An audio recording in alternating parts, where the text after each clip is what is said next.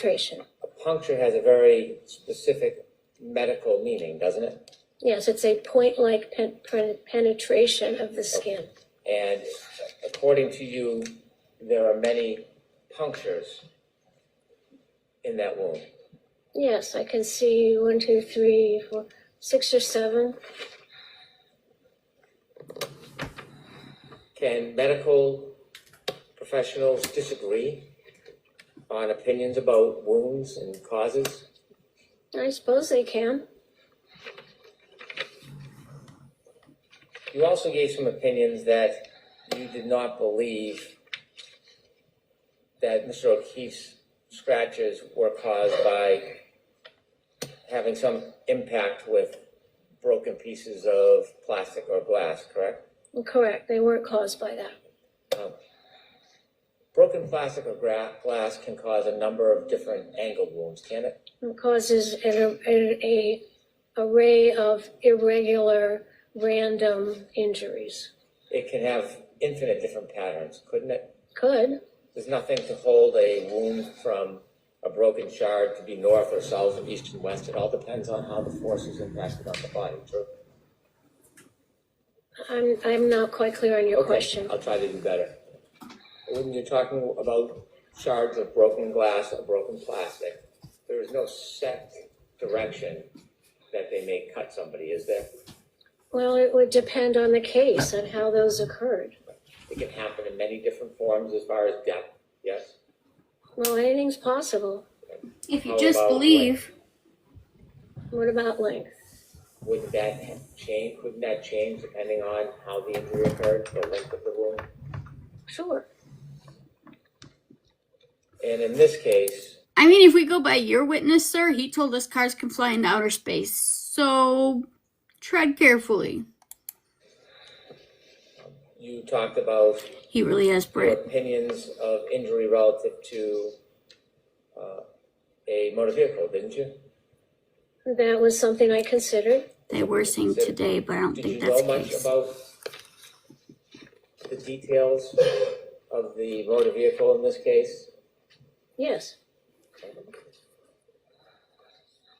When you considered your differential diagnosis, did you consider whether there was any DNA on the vehicle? I didn't look at any of that. I'm sorry? I did not look at any DNA. Did you know if there was any hair on the vehicle? Are you really going to go after that one hair that managed to stick to the bumper all by itself in a blizzard, driven how many miles again, sir? Oh, yeah, of course you are. I don't know. Did you consider the scene itself where there may have been a debris field? Did you take a look at the debris field in this case? I know there were photographs of various pieces of plastic around the area where the body was found. And do you remember where those pieces were found? Somewhat, yes. Did you have an opportunity to consider other evidence like a shoe in the area near where Mr. O'Keefe was found? I know one shoe was on his foot at the hospital, the other was at the scene. Are you trying to say that the shoe kicked him, his own shoe kicked himself in the head? Or you're getting confusing, Hank. Do you know if his hat stayed with him after he landed on the ground? The hat was in the area where his body was found. Did you take a look at his pants, the back of his pants? I looked at that, yes. And what did you see when you saw the back of his pants? Well, because he had bled from the back of his injury and he was on a hospital gurney, some of that blood came down, so some of the blood was on the back of his pants. Did you see anything else other than blood on the back of his pants? I don't remember. I'm sorry? I don't remember if I saw anything else. Did you look, when you were That's doing an your MO. differential diagnosis, did you look at any evidence other than physical evidence? Did you look at any data evidence? I don't know what you mean, data. Like data you would find on a cell phone? No. Did you look at any of the data evidence from the defendant's Lexus? Thanks for getting us to 50K No, likes, other than guys. looking at the contours of the back to see if it had impacted Mr. O'Keefe. No, When you on were doing YouTube. differential diagnosis, did you look at any information that would tell you what the speed of that impact may have been or allegedly was? Well, it didn't hit him, so it doesn't matter.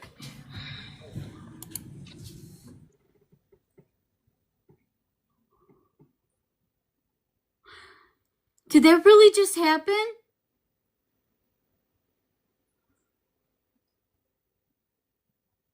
Holy shit. Hold on. Okay.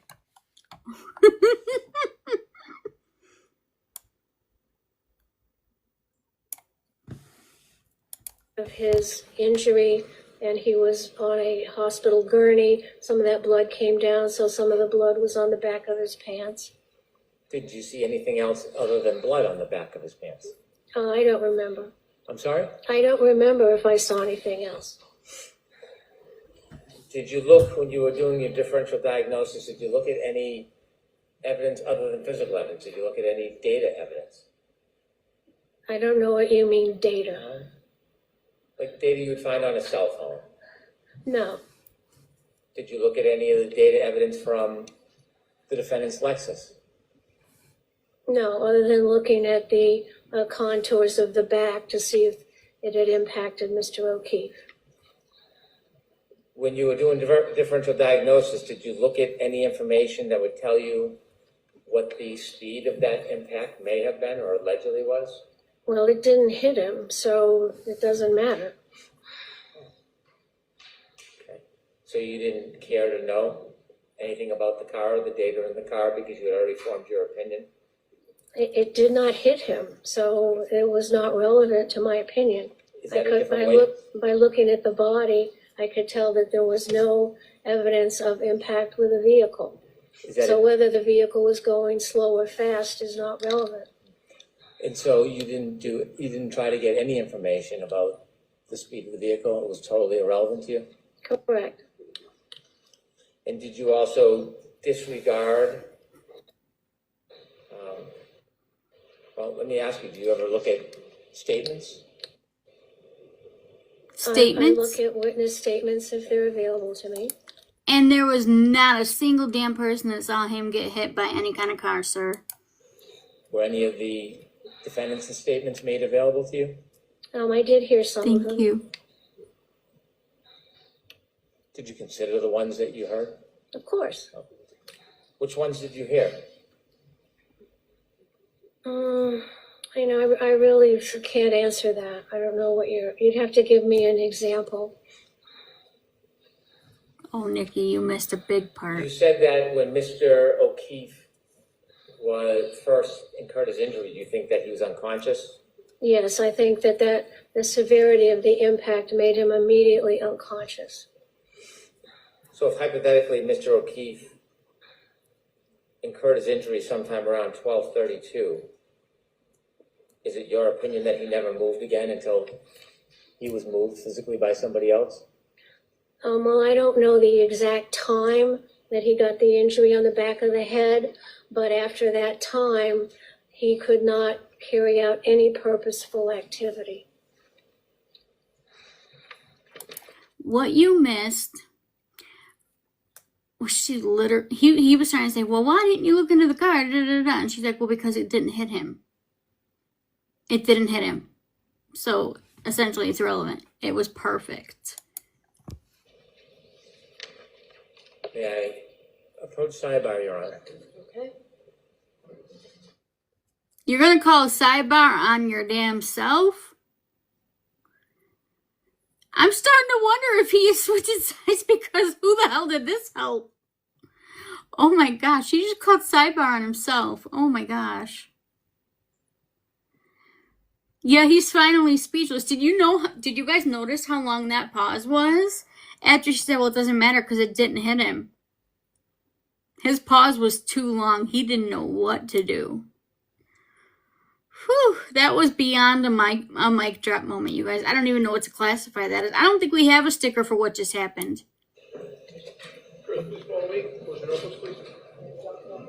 Wait, what's going on? Hold on. Something's happening.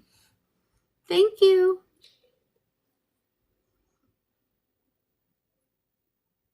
if she does strike it, you can't really unhear that. You know? Yes, the jury was in the room.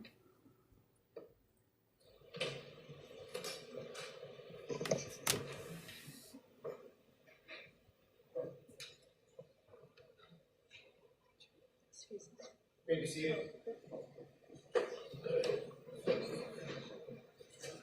All right, so Mr. Brennan, if you can briefly tell me what it is you want to introduce through this witness. To remind the court, on direct examination, the defense promoted Dr. Lapasada's credentials, including specifying her successes with the station nightclub fire and her running of her office. I have an audit from 2005, State Department of Rhode Island, Department of Health. You In that audited audit, her? it paints a very different picture than was presented on direct examination. In that audit, they investigated the chief medical examiner, and they compiled the history of statistics for the medical examiner, which was Dr. Lapasada. There were No, I'm not. no reports, incomplete reports, and unsigned reports of over 1,500 individuals between June 30th, 2000 to June 30th, 2005. So in that 5-year period, there was an extraordinary number of individuals that weren't properly attended to, showing negligence, if not malfeasance. It was recommended that the standards, policies, and practices of Dr. Lapasada's office would need to change because of the extraordinary backlog of cases regarding autopsies. In addition, it was noted that the incomplete reports Guys, I make it abundantly clear that we are on a delay every day. confirmed that there was significant concerns with the historical management practices of the medical examiner's office shortly after Dr. Lapasada resigned.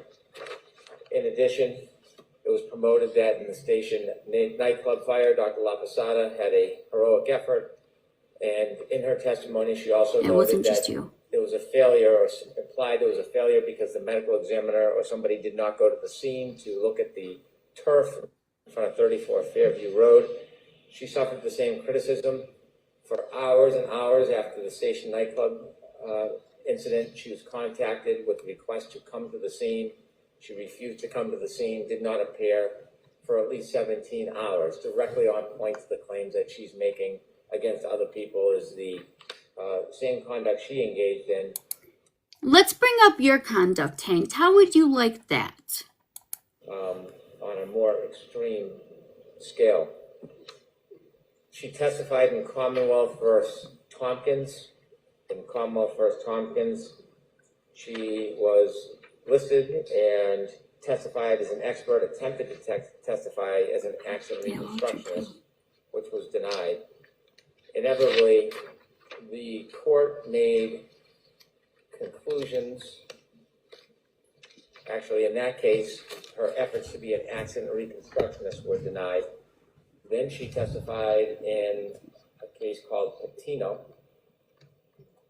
And in Patino, after testifying, she received great scrutiny and criticism from the court. The court noted on page 1025 of the transcript when Dr. Lapasada gave the testimony, she knew the boy wasn't like this because he fell off a bed. She knew the mother was lying. She read the text messages and knew the defendant had beat the boy. The only reason I conclude that she offered such testimony was to distance the defendant from causing those bruises, setting up an argument against malice, but instead destroyed her credibility. On cross-examination, she came across as a hired gun. Sometimes it's seemingly small things that impeach a witness's credibility. Inevitably, What you're doing. credibility determination by the court would agree. The jury gave greater weight to the testimony of Dr. Gilson and Snelling than they did Dr. Lapasada for the reasons I addressed previously. The jury was justified in discounting her testimony and concluding the other doctors testified apparently impartial. While she appeared as a paid advocate, at least on this occasion, without impugning the witness's integrity, because that witness is known to the court, but in this... This is the epitome of an ambush. He held on to all of this until she said something that he didn't like so he could literally try to fillet her. This is an ambush. The voir dire should have been the time for him to bring that up, if ever. The fact that he is doing it now is just sickening, and it just goes to show his true character. In this case, when she testified, she was not credible. That's a direct credibility determination by another tribunal about her testimony. So I would like to bring up yours. Rather than ambush, to give the court notice that I'd like to get into the criticisms regarding her run as medical director that led to resignment after she was audited and left 1,500 bodies unattended She is not on trial, sir. or incomplete. Also get into the criticisms she received for her handling or lack of handling of the station nightclub fire, and finally get into the adverse credibility Please let Alessi be the one that argues back. determination in the Patino case. Yeah, he did So I'm earlier. not familiar with the Patino case, so I'll need a copy of that. Yes. All right, Mr. Jackson, I'll hear you. Thank you, Your Honor. First of all, Mr. Brennan said that the audit established that, as the chief medical examiner, the audit revealed that she left 1,500 bodies unattended, was his quote. Bodies unattended. That's absolutely not what happened in that situation. It was a political situation. The medical director for Rhode Island came in and took over. He began to change protocols and cut quality control. He said he did not want a second set of eyes on any of the reports, not the autopsies. There was never a suggestion, ever, that an autopsy was not performed efficiently and timely. Never.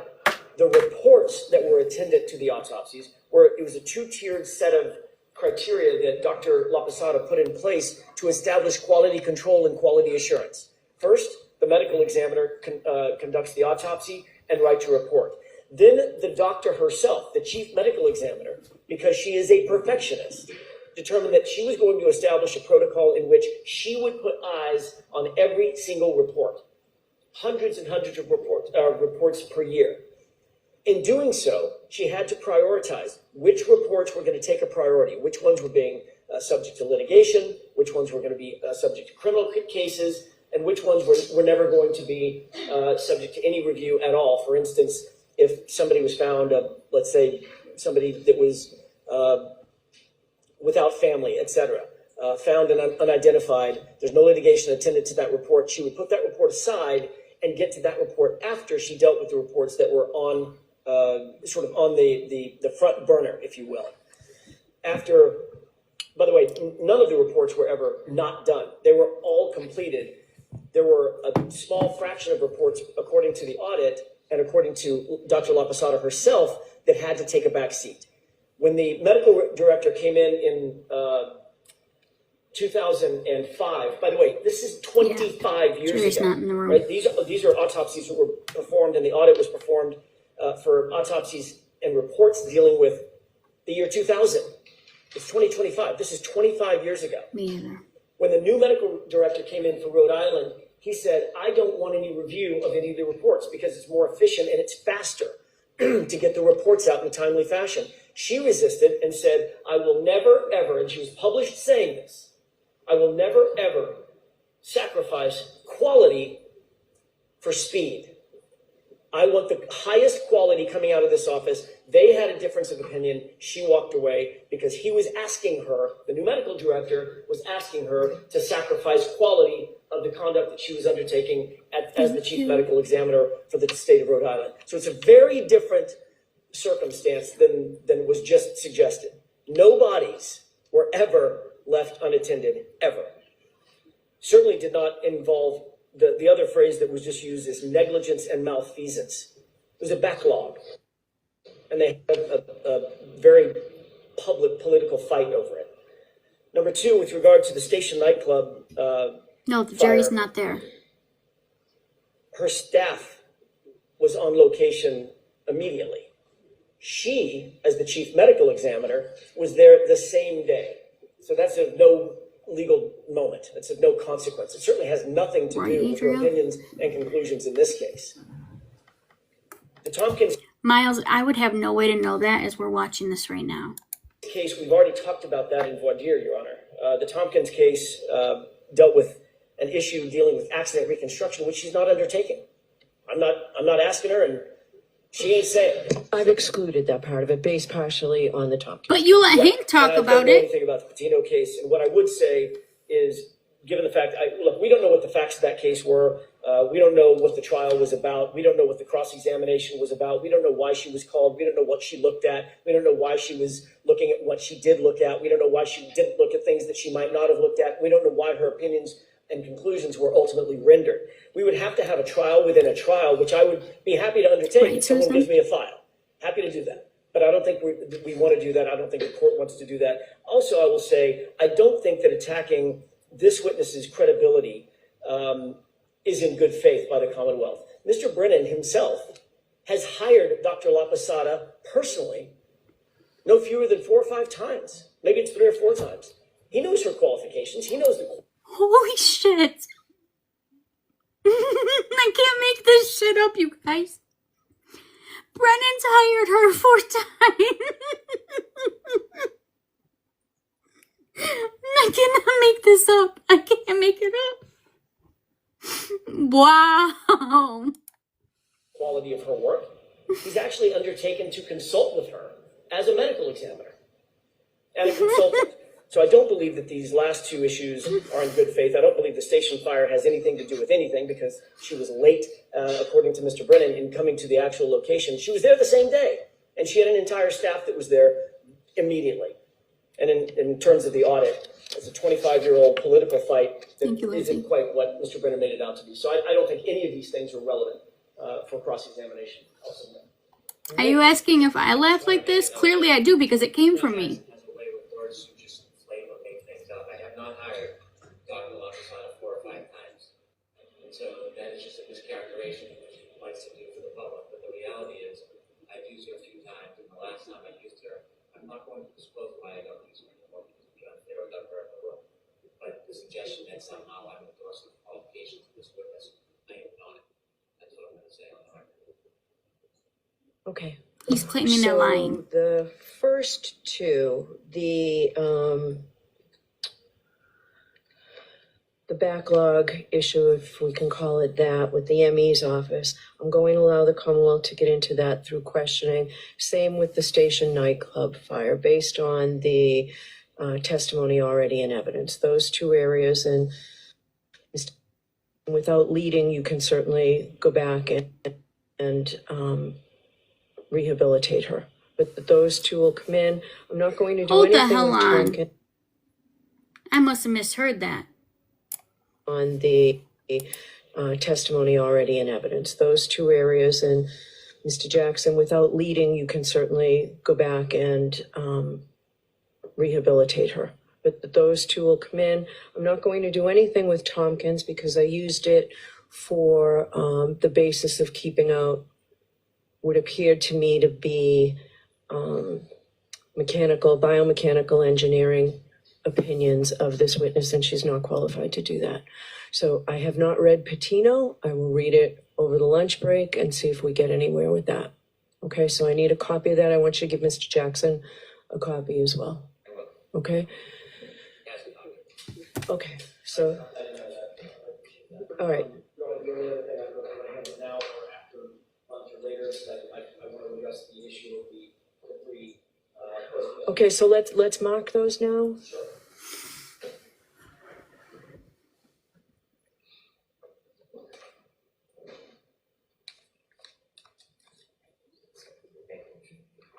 I'm still Can we confused mark them too. all as 1 A, B, C? I have no preference one way or the other. It's just 3. They're all Mr. Jackson, if you can I just see that? Of course.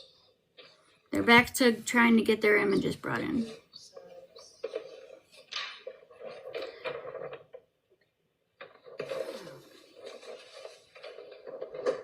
How the hell did Hank win that argument? ID, yeah.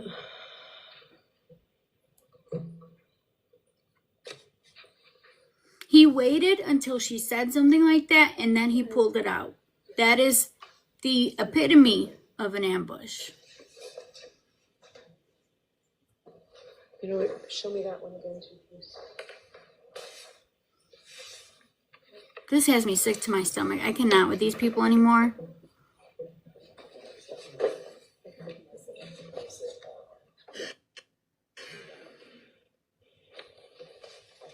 Let me roll it back because honestly, I'm super confused too.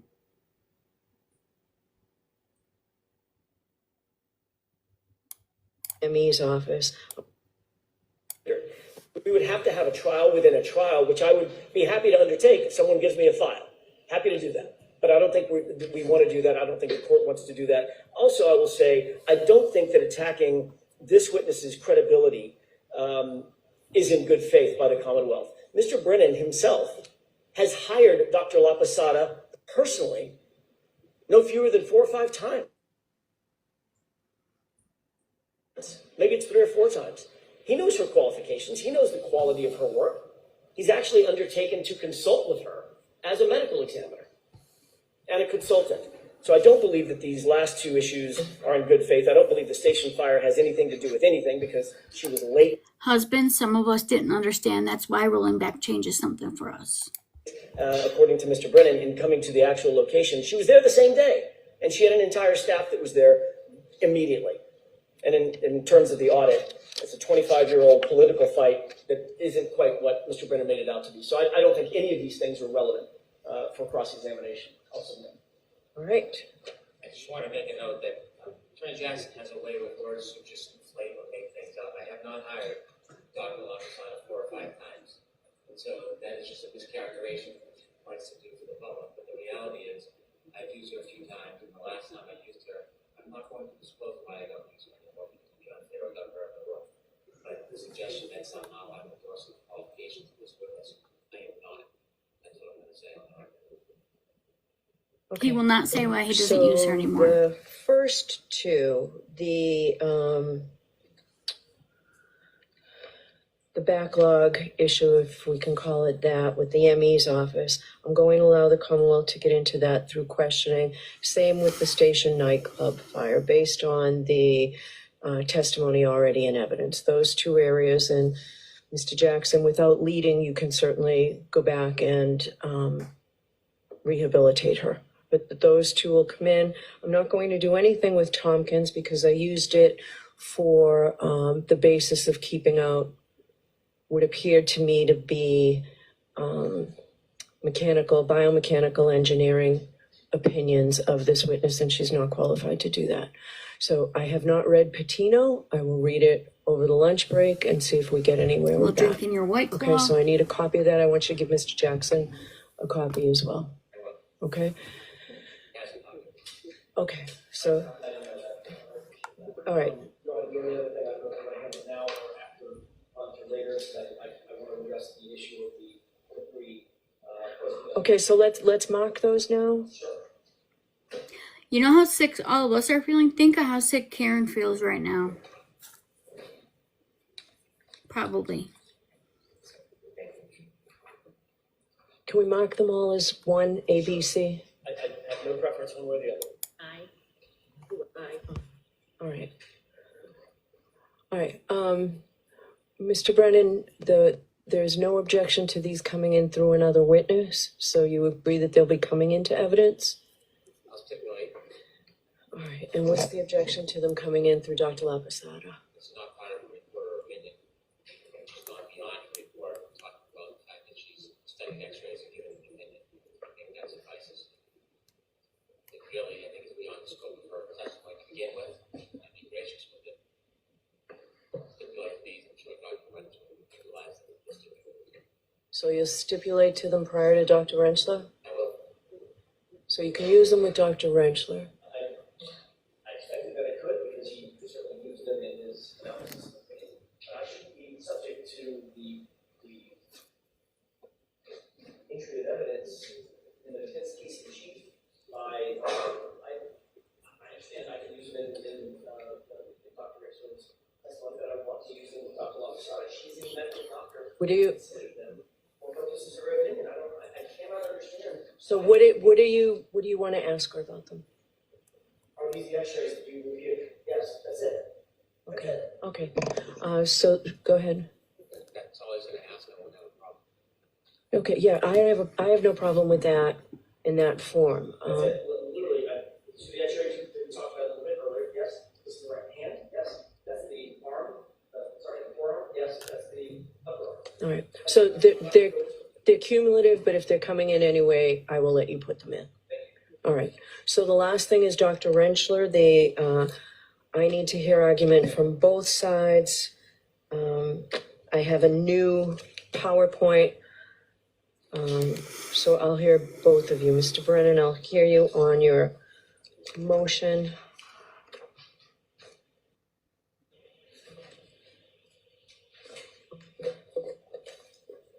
I am feeling so much anger, like swell up in my body.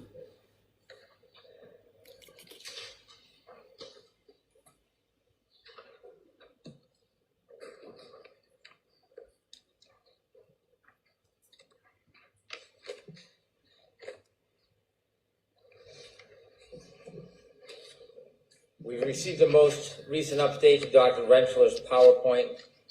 There are some additions, different analysis in that PowerPoint. This is within 24 hours of him testifying. There are opinions on page 6 and 8 of his May 7, 2025 report. And there are a number of numbers that we have objections to. Dr. Rentschler just generally shouldn't be allowed to express opinions and conclusions about what he thinks about the case or about other All right, witnesses. so I'm looking, I think, at the new. The hell? Do you people not understand what the point is of being called as a witness? They're not supposed to state their opinions whatsoever? Where the hell did you go to law school, sir?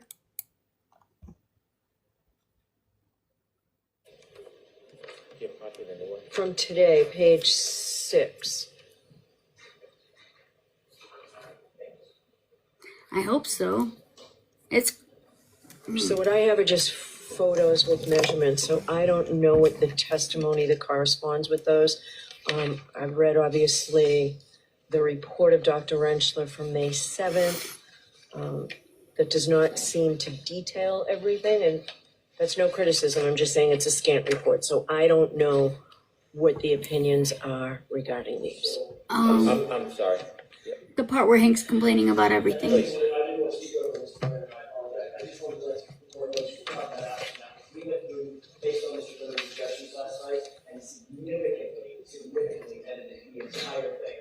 Literally every single slide was at a couple, there were a couple, we just really left, but it's very good. I see that a lot of the hearsay's been removed. Okay. And I can identify this report. I'm sorry? I can identify this report. The ones that are. Can anybody use their microphones, please? Anybody at all? So what are you both into? I'm gonna hear from Mr. Brennan first. If I never hear from that What are man you again. objecting to as the report now stands? I have a most recent copy of the report now.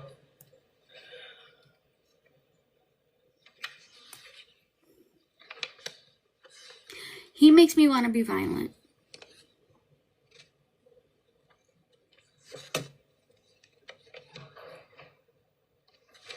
A throat punch So 9 here. through 27, Slides 9 through 27 or pages? slides 9 through 27 now have Dr. Rentschler Good thing I didn't eat. identifying and attempting to match different abrasions with different holes in Mr. O'Keefe's sweatshirt. And so basically what he is trying to do is to suggest that there are different amounts Why don't we talk about the things that you tried to do with holes to the sweatshirt, Henry? of abrasions relative to the amount of holes, or perhaps he might want to testify about that the holes in the sweatshirt were in a different place on Mr. O'Keefe's arms than the abrasions. The reason why this is concerning is because there is no background for him regarding fabrics. This is a different and new opinion that we have not prepared or obtained an expert for. We probably have very little time to get somebody to rebut this analysis regarding fabrics. I don't see That's how you guys know I'm really pissed. anything in his CV or his history that allows him to equate the number of holes in fabric with the number of abrasions on somebody's arm. It does not consider or account that there could be multiple wounds from one hole, or You're just there a could be jackass. holes that don't create wounds. So whatever the implication is going to be by Dr. Rentschler, we're not very sure, but it obviously would require some type of expertise, which I do not think that Dr. Rentschler has a foundation for. Now he's Those are trying. 9 through 27 generally, and then specifically, Now he's trying to get Rentschler thrown out. I can run through quickly the individual objections I wish. have. Slide 6 tries to define the theory of the alleged incident. He may be reaching for that fruit on that tree, but she's handing it to him. So It doesn't say whose theory it is. It implies it's the government. Thank It's an you. improper suggestion. Hold on. Okay, so which one of 1, 2, and 3 on 6? One is objectionable. What's the core issue of the case? It's an ultimate issue for the jury. An expert reconstructionist or a biomechanical engineer shouldn't be defining the core issue of the case. And then 3, first event is alleged contact between the rear of the Lexus and Mr. O'Keefe's right arm. Again, that's offering an opinion that doesn't have facts and evidence, not in a position to draw that opinion. no, I am not sitting here imagining doing violent things to him. Not at all. And is 2 okay? Or are you moving to the whole slide? No, on number 6, all 3 of them shouldn't be there. Asking what the core issue is in the case, Dr. Rentschler or no expert should be defining what the core issues in the case are. They should talk about their training experience, any testing, observations, evaluation, and then give their opinions, not I the agree core with issue you. in the case. All right, Slide 9 outlines perhaps his process. The first step of the analysis to determine if the arm injuries are consistent with the physical evidence. Evaluate the abrasions and compare the evidence. I suppose this is what he's done. This is one of the less offensive ones, although unnecessary. It doesn't provide an opinion. I could live with that. The You next could one live is with that? with what? number 9. Okay. Number 20. You know what would make our medical doctor even more epic is if she called him a Henry in the mom voice. 3.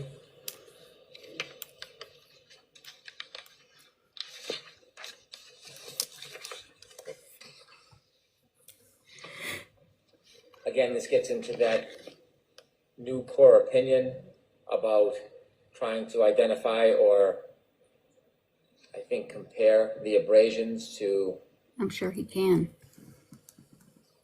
the different wounds. I think the part that's objectionable is the words measurements, question mark. I'm not sure if it's implying failure of somebody else. It seems to be an opinion, and I'm not sure of the context of it.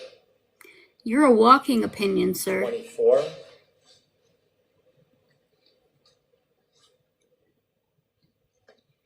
The expert is trying to define what Dr. Welcher had done. It may be that he's saying he conducted his testing based on the position of Dr. Welcher's arm. I think that would be an appropriate comment, but it's not clear what they're saying. The pain transfer test, number 2, is the only test noted with respect to the arm. So without the, You want to know my secret, Danielle? I may be silent here, like not saying much, but in my head, I'm doing a lot. I'm not a saint, trust me. the text, are you objecting to this No. slide? No.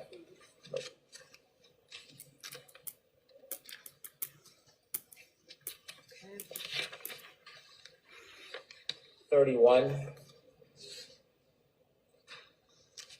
posits questions regarding ultimate opinions. I think it's inappropriate. And then 32, I think, is improper because it ultimately endorses or vouches for the witness's credibility. I think he certainly can give an opinion. Can we shave off just one of his eyebrows so when he wakes up in the morning, he only has a single eyebrow? That the evidence is inconsistent with the injuries to Mr. O'Keefe's arm, but Hi, I don't how think are it should you? be on the slide bolstering his opinion. He doesn't think it should be on a slide to bolster his opinion? 33. Again, it's posturing the weight of the evidence. And it's resigning the government to I do. a particular study, one study. It's really a commentary on the government's case. It goes like this. Number one, Dr. Welcher only did A, and second part, A is insufficient.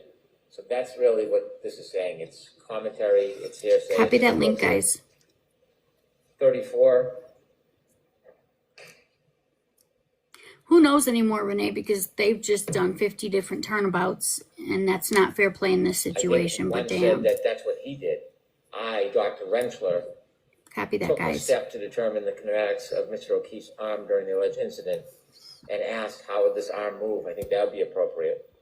But he shouldn't be giving a opinion on what steps should have been taken by Dr. Welcher. That's the point of an opinion. Number two, on slide 34, They're like assholes. Everybody's got them. and number three, I don't have a problem with.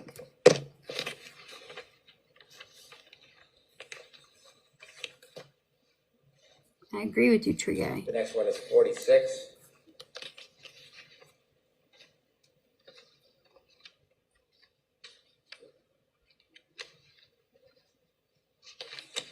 By the way, I believe we have that link in our Facebook group too. Again, this is bolstering the expert's opinion by putting it in writing on a slide. I think some of these opinions are appropriate for Dr. Rentschler to share with the jury, but his final ultimate opinion shouldn't be endorsed on a slide. If anyone wants to talk about anybody's anything not being endorsed, it's you. You are not endorsed. We do not endorse you or support you. 47. Again, this is self-endorsement of the success of his tests and giving his opinion about his success. Yeah, we have the Number one thing in and our two, I Facebook think group are too. Inappropriate. Number three has really no context standing alone. And number four, if he notes that's his next step, I wouldn't have a problem with number four. I can't help it. The bitch is coming out. I'm trying to keep her down. But you know how it Slide gets. 54. She just fights me. Again, number one gets into his opinions.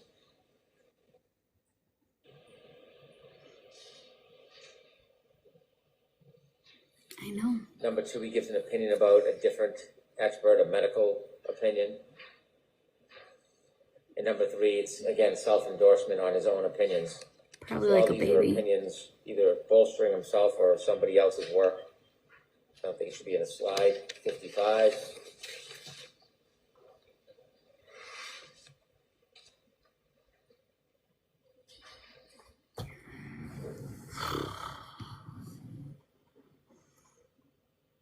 I think it's accurate. I think it's proper testimony. I don't think it's proper for a slide.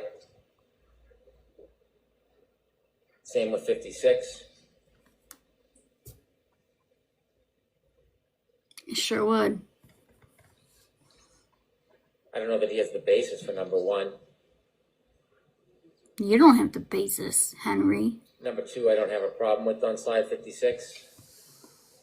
And number three, again, it's bolstering his opinion. So I think 1 and 3 are improper. 2, not. Slide 58. Right I don't know what there. the basis for number one is. I suppose we'll have to see.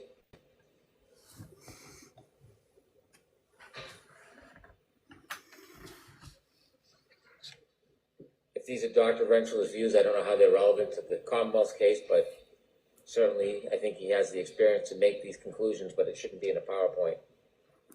He shouldn't be commenting on the reports of another expert in a PowerPoint. Number 3. Heaven forbid he talks about how you paid somebody $400,000 to paint their arm blue and lean into a break. Yeah.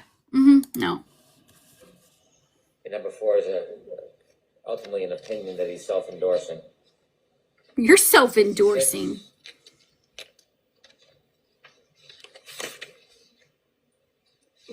Again, it is an opinion. I don't think it's an admissible opinion. and it shouldn't be in a slide.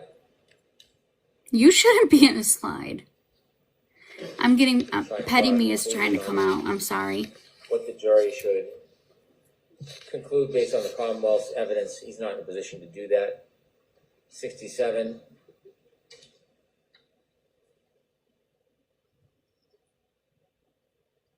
Exactly, Parts of this are Daniel. objectionable. I think that he certainly could testify. He hasn't seen any simulation by Dr. Welcher, but posturing it about in a manner that suggests there should be doubt in some way is inappropriate. 68, I don't think Dr. Welcher's report was introduced. And putting in a fraction of a report, I can't appreciate the significance of it. We don't care what you appreciate. It's hearsay, perhaps there's a reason to be able to point to the report or talk about the report, I understand that, but putting in a random page from the report is hearsay. You're It should not be hearsay. admissible. I don't know if there's going to be a conversation about trying to introduce the entire report, but one page will take it out of context. You're out of context. 72, I can't help it. It's just happening.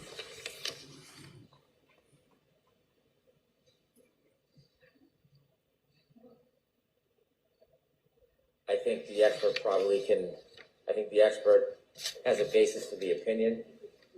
Oh, thank you I don't very think much. ultimate opinion should be in PowerPoint because it's self-endorsing. Are you trying to say they put an advertisement up on their slideshow saying, hire me, pick me? No. 4, again, it's a conclusory opinion, it's bolstering. Some of these can be said, but shouldn't be in PowerPoints. Same thing with 75 and 76. They're ultimate conclusions. And so I'm not in agreement with all of the conclusions that the expert may try to introduce, but testifying about an ultimate opinion and putting it on a board to self-endorse shouldn't be permitted. And those are my objections. I'll be here all week. Congratulations, Hank. Ms. Little? Thank you, Your Honor. First of all, I'm talking about stand here only because I wouldn't be able to reference the PowerPoint. Yeah, that's fine. Thank you, I appreciate that. First of all, there were no additions, just to be clear, to the PowerPoint. The only changes that we made were directly in response to the objections that are filed by the Commonwealth. We did delete a large section to try to accommodate some of their concerns, as well as shorten some of the opinions. So those were the only changes. I just wanted to be clear before. There are no additional opinions that have been set forth in the PowerPoint.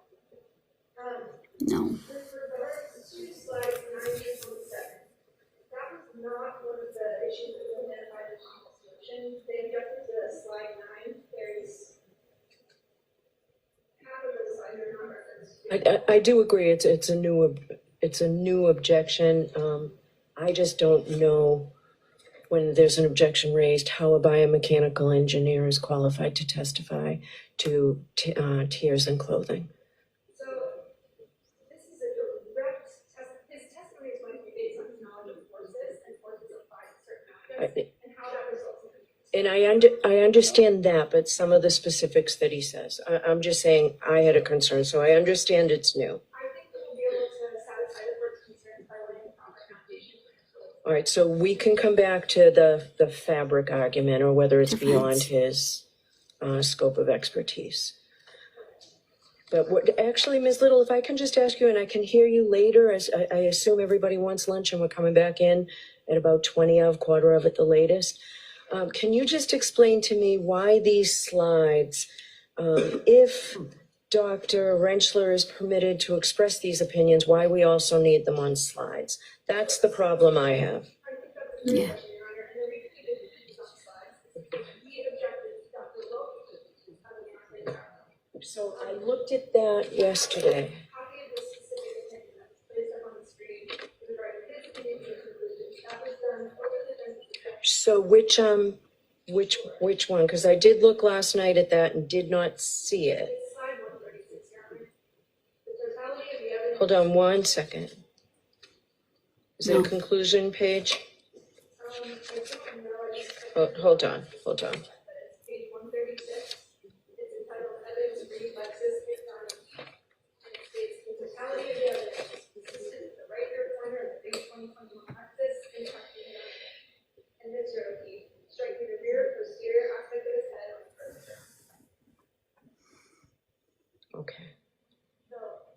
he's allowed to do that. So that is different than what I said he could be asked on his ultimate question, right? But it still came in? Was there, I'm sorry? I have volume at 100. I can't make it any louder. All right. Because what I did note is that I was very careful to say exactly what the ultimate question could be from Mr. Brennan. In fact, there were objections. I sustained them twice. that So too. I wrote out exactly what could be said. And Mr. No, Brennan asked Dimpy, it's a not. variation of the first one, and there was no objection. So I didn't remember that this came in. All right, so I will take a look at that. What I would like to do in the interest of time, so maybe we can talk about that in the conclusion page, but where he outlines everything else, there's so many pages with text that I may not have a problem with testimony regarding this, but why do we need testimony and text? Congratulations, Dimpy. So much here. It's what? To assist the jury. There is a significant amount of information needs to be relayed. Okay. It's an 80-page PowerPoint. This is solely to make sure that this goes efficiently and effectively. I think it's helpful he's narrowed down the text on the slide significantly. It's important. Think about it this way, you guys. The slides can be reviewed by the jury. Testimony could be forgotten. Okay. Just to the major issues, I think the streamline is a lot, but I think having the PowerPoint will allow us to make this go smoothly and quickly. All right, so I will look at these. What I'll try and do is if there are any changes in the first 15, I'll try and get those done during lunch, and then we can have this argument afterwards. All right. It shouldn't even be an argument. See everybody no later than 4:15. Thank you.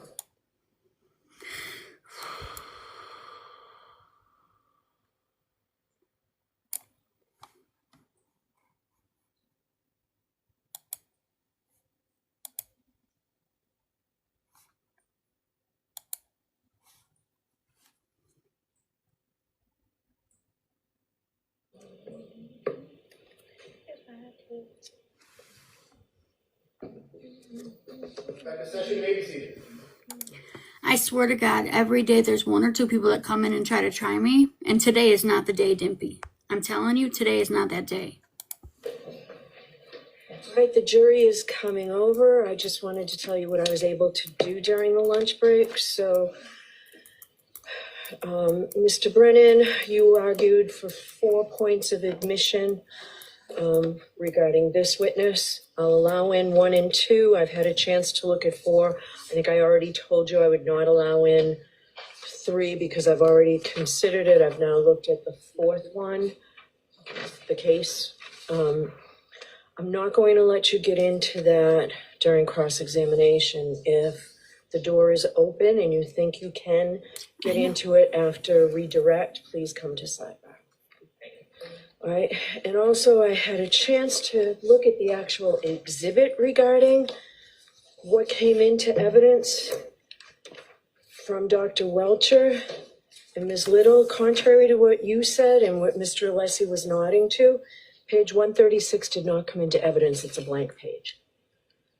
So that PowerPoint did not come in. I had a chance to look at Dr. Rentschler's PowerPoint.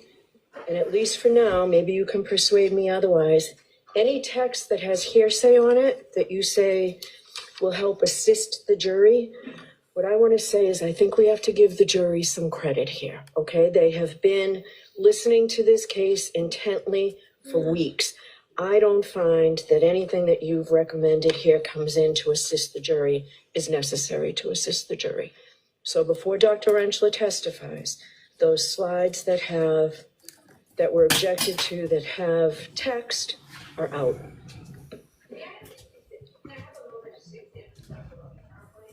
No, not right now. You can look at it, yes. You can look at it while we're bringing the jury in. We have 4 copies of the PowerPoint, and I know that I'd like to be able to. 137. I love it when someone says, Mr. Michelle, you Alessi, were right. please.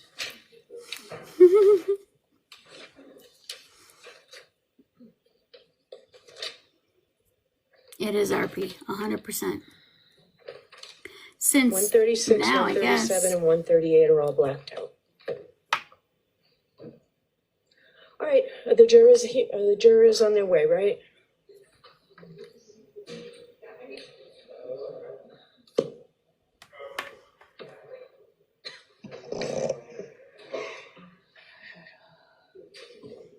Dreaming of throat punches.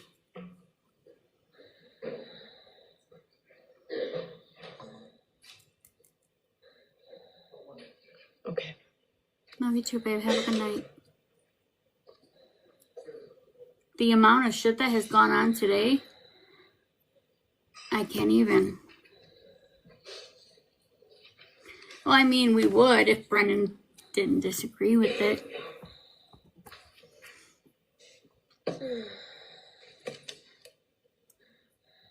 They're making me use my expression lines, so I'm going to need to put on a frowny because they're giving me more wrinkles.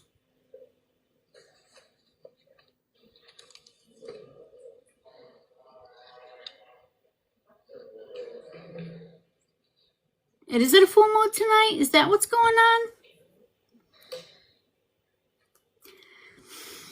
on?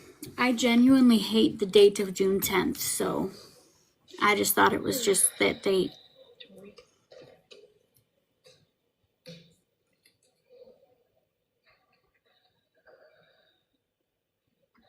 Please rise for the jury.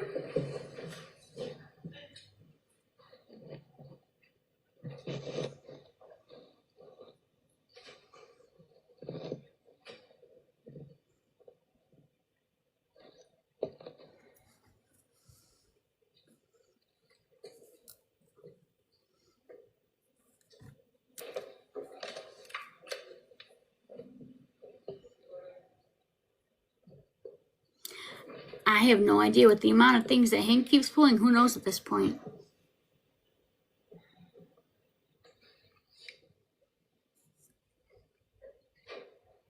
Session, please be seated. All right, Mr. Brennan, whenever, I'm sorry. Let's continue with the shit show. We need a shit show sticker. Don't we? I think we do. Good afternoon, Dr. Longstocking. Good afternoon. Are you on point now? You are. I really hope that somebody warned her. Because he's about to go after our auntie. You were asked on direct examination about your qualifications. You were a medical examiner for the state of Rhode Island, is that fair to say? Yes, I was the chief medical examiner. For 20 years? 12 years. I'm sorry, 12 years. When's the last time you worked as a medical examiner? In 2005. When's the last time that you conducted an autopsy? I've done probably a handful of autopsies, private autopsies in my consulting practice. Since 2005? Correct. When do you think the last time you did one is? Maybe 4 years ago, four or 5 years ago. 4 or 5 years ago? Yes. Okay. Right, Jessica? Since you left the medical examiner's office, have you had any specialized training in brain injuries? It's all part of keeping up with the medical literature and knowing the forensic pathology literature, reading medical literature. So it's a continuing endeavor to keep yourself educated with medical updates. Since you left the medical examiner's office, have you had any specialized training in brain injuries? I've not gone to a course on brain injuries. Since you left the medical examiner's office, have you taught any students on brain injuries? Yes. Have you given any classes or seminars on brain injuries? Yes, I have.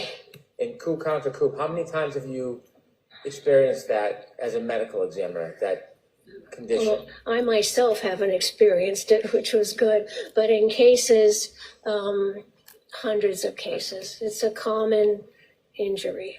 You say You know, she's sitting here laughing. I don't think she knows. Are we thinking that when he comes for her, she's going to fight right back? Or I think she will, but it's still going to piss me off. Said you did differential diagnosis, that is to exhaust any potential bias you have, correct?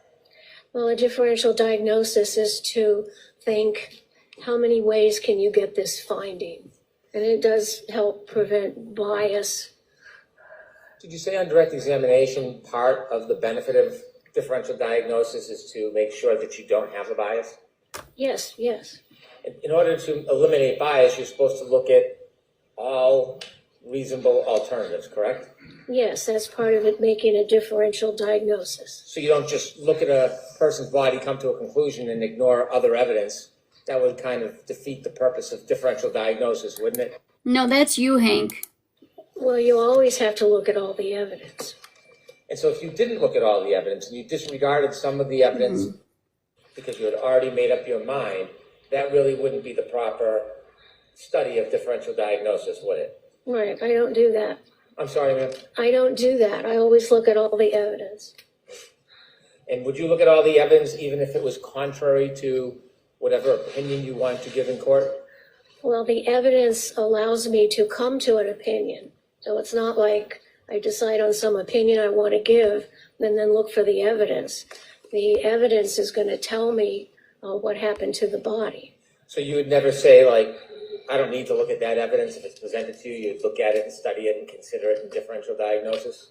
Sure, it may or may not apply, but I'd look at it. Because if you did that and said, well, I don't need to look at this, and it was relevant evidence, that would defeat the whole idea of differential diagnosis, correct? Well, you always want to look at all the evidence that's going to help you decide what happened to the body. If you were to ignore relevant evidence because you already made your mind up, that could create some type of bias, even if you're not recognizing it, correct? Well, I don't make my mind up. I make it up on all the evidence I have. Then if something else other evidence comes up later, I have to reevaluate everything and consider that new evidence. When you were talking about car collisions, I don't want to belabor the point, but you didn't major in physics, did you? In what? You didn't major in physics, did you? No, I took physics, but no, didn't major in it. And the last time you took physics was probably, what, undergrad? Correct. Thank goodness. You have no study in biomechanical engineering. No, I'm not a biomechanical engineer. Understood. Asked You and never answered 3 times over. Taught courses in accident reconstruction, have you? Only in terms of looking at the injuries on the body and showing how that they could or could not have occurred from impact with a motor vehicle. Have you taught classes in accident reconstruction? Only as far as it would affect the findings on the body. Do you know what I mean by when I say accident reconstruction? Well, accident reconstruction meaning, and I'm telling you that my expertise in accident reconstruction is restricted to looking at the body and then understanding how impacts may or may not have occurred to the body. I don't take a car and look at mileage and such like that. You don't do any studies of the actual vehicles, you're focused on the body? I'm focused on the body, but I also look at the vehicles to look at the points of impact that might be possible. You do not have any advanced study in biomechanics, do you? No. Now, you had mentioned that when you were in the medical examiner's office, you had a number of higher profile cases. Well, every case is important because somebody's dead. You pointed out some pretty specific ones on direct examination. Were those more important, the ones that were highlighted, or is that the same as every other case? I don't know what you're talking about. Well, you had mentioned the Egypt airline crash, Station nightclub fire. Those were highlighted or pronounced on direct examination. Are they equally important as every other case? Oh, absolutely. Every person is my patient. You talked about some of your commendations. The Station nightclub fire, you received quite a bit of criticism on that, didn't you? Well, there was a flurry of negative press without any basis. You had mentioned that a doctor, a medical examiner, should have gone out to the scene to look at the area where John O'Keefe was found to make observations. Did you suggest that in any way on direct examination? You have to know what the scene looks like, and usually that is documented in police reports and in police photographs who document the scene.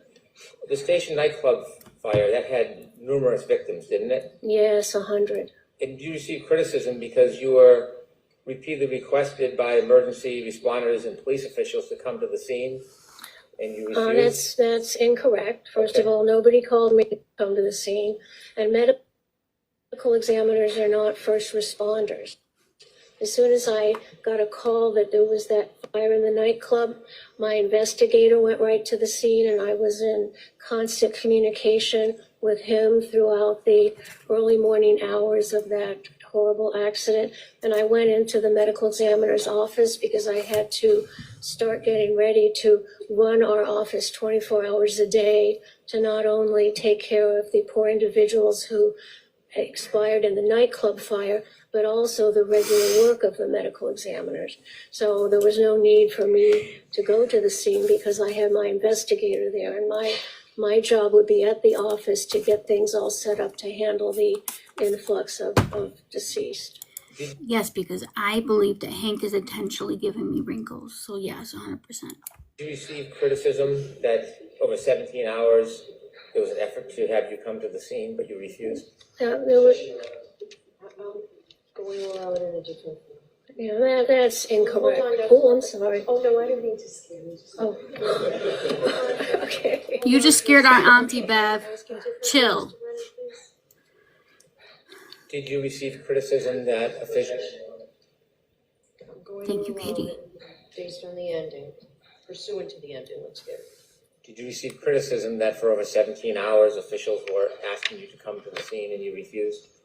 It was untrue. It was printed in the newspaper. We looked up all the phone records and provided it to the newspapers and showed that nobody called me to go. I would have gone if I needed to. I had my investigator there.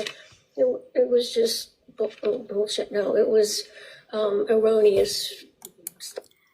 I love you. Will you be my real auntie? She just said it was bullshit.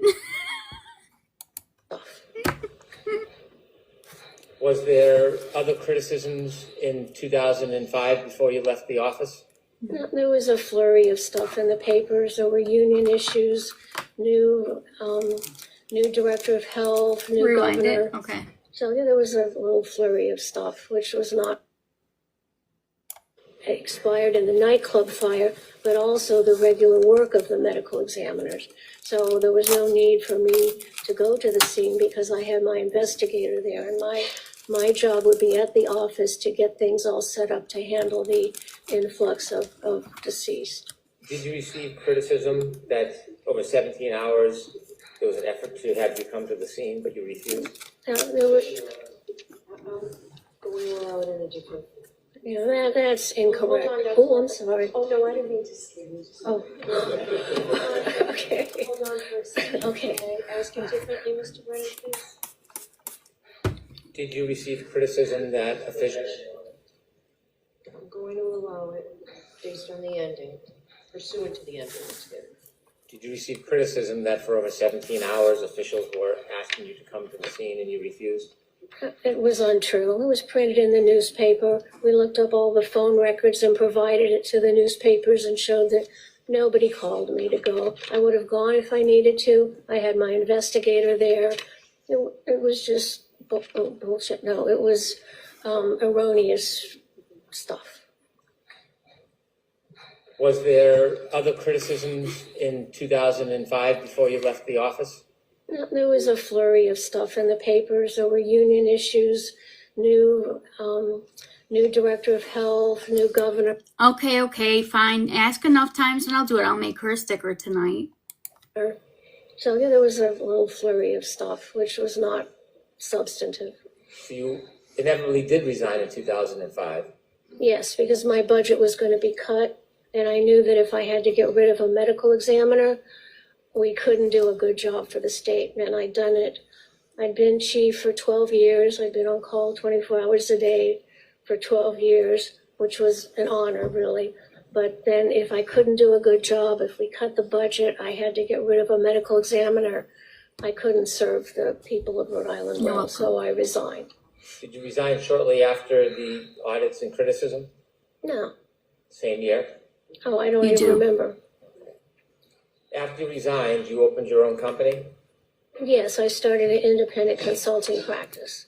How much of your business is You do. It's the crime word next to your name in yellow or gold, depending on how you look at it. You do still have it. consulting? It's a consulting practice. Yep. How much of your business? How much of your income No, is consulting? 100%. It's consulting. Do you consult in both criminal and civil cases? Yes, I do. What percentage of cases are criminal cases? It's maybe half and half. Half criminal, half civil? I don't keep track of it in that way, but that would be a guess. I'm sorry, I'm sorry, I didn't hear you. I don't keep track of numbers of civil or criminal cases that I'm consulted in. If I had to give an estimate, it would be half and half. I've worked on over 1,000 cases in my And some of private them were with company. you. Say it. It's fair to say you get compensated for your time. Yes, I get paid for my time.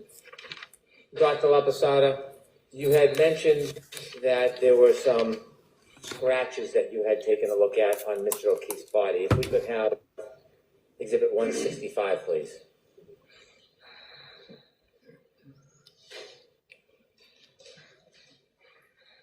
Now, would it be fair to say, Dr. LaPosada, you do not know the genesis of that cut on Mr. O'Keefe's right eye?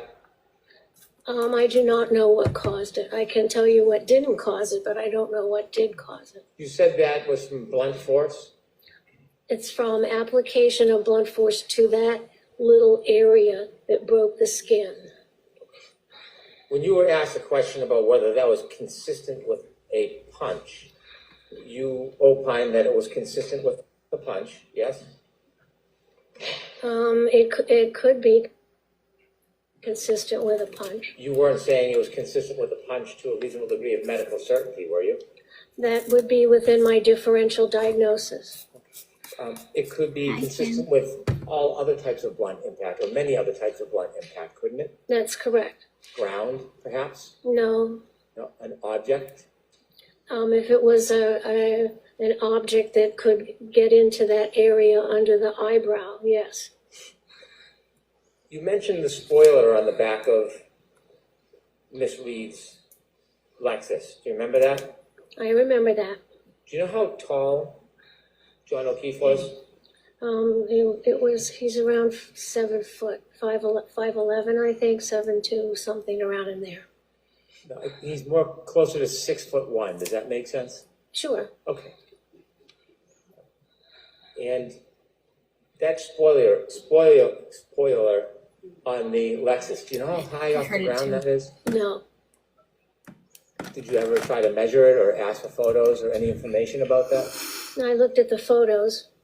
Did you ever ask for any measurements or try to take any measurements? No, Could I have Exhibit 166, please? I think she did too. But half truth Hank don't care. Did you see this cut on Mr. O'Keefe's nose? that's a scratch. It's not made by a sharp instrument. It's not a cut. It's a scratch. Is there any scratches on the left side? Do we have a photo of the left side? Please. That, you say that's a scratch, not a cut? Correct, because a cut means it's made by a sharp thing, like a knife, and a scratch is made by something that's kind of rounded that has a little point on it, but it's not sharp. Keep Do you have digging, any Hank. information or basis to say where that scratch came from? No, Did you do any differential diagnosis on that scratch? I don't know what caused that. There could be a number of things that caused it. There was no scratch on the right side of Mr. O'Keefe's nose? I don't see it one, no. Could you zoom in, Ms. Gilman? So the only scratch was on the left side? Looks to be, and that's not a good photograph because there's some blood obscuring the skin. Yes. If my memory serves me, there is a scratch on the left side of the nose and maybe a small scrape on the tip of the nose. And we can go back to the left side?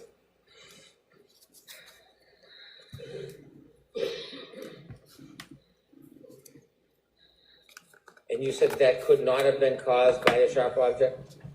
Correct. It's not an incised wound. Incised wound means a bladed sharp cut. This is a scratch, not made by a blade. Were you aware the defendant made a statement that she pulled a piece of glass from the defendant's nose? No. And you would say that that wound is inconsistent with being caused by glass or a sharp object? It would not be caused by a blade. It could be caused by a piece of glass that was thick. I thought before I offered you that statement, you had said that it could not have been caused by glass. Do you now have a different opinion? I don't remember saying it couldn't have been caused by glass. Didn't you say it couldn't have been caused by glass or a sharp object? A sharp object. Would Like a sharp object, like it's not You an take that down, incised wound made by a blade. It could be caused by something sharper that's thicker, but does not have a thin blade. So it could be caused by a thicker piece of glass.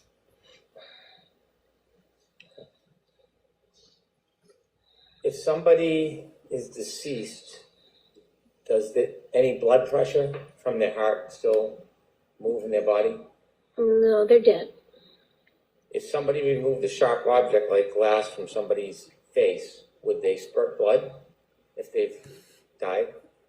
If you're dead, there's no blood pressure. So if you're dead and you remove something, there may be some superficial blood, but it's not going to have blood flow because your heart's not pumping blood out of the cut ends of the blood vessels. So it's not going to spurt if you pull something out of a person's skin if they've passed. You wouldn't get a spurt of blood from arterial pressure. I just want to ask you a very few questions about hypothermia. Sure. You mentioned that Mr. O'Keefe's body temperature at the hospital was 80 degrees, Yes. and there's different ways to take somebody's or body's temperature, isn't there? Yeah, that was a rectal temperature, so that's a good representation of the body temperature.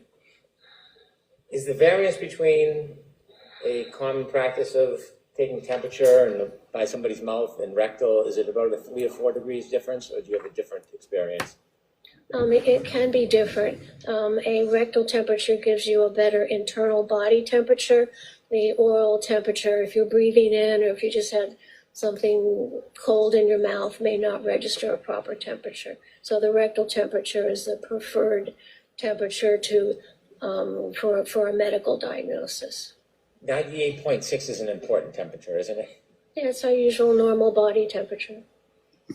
And so, is there a standard? Is 95 degrees considered hypothermic?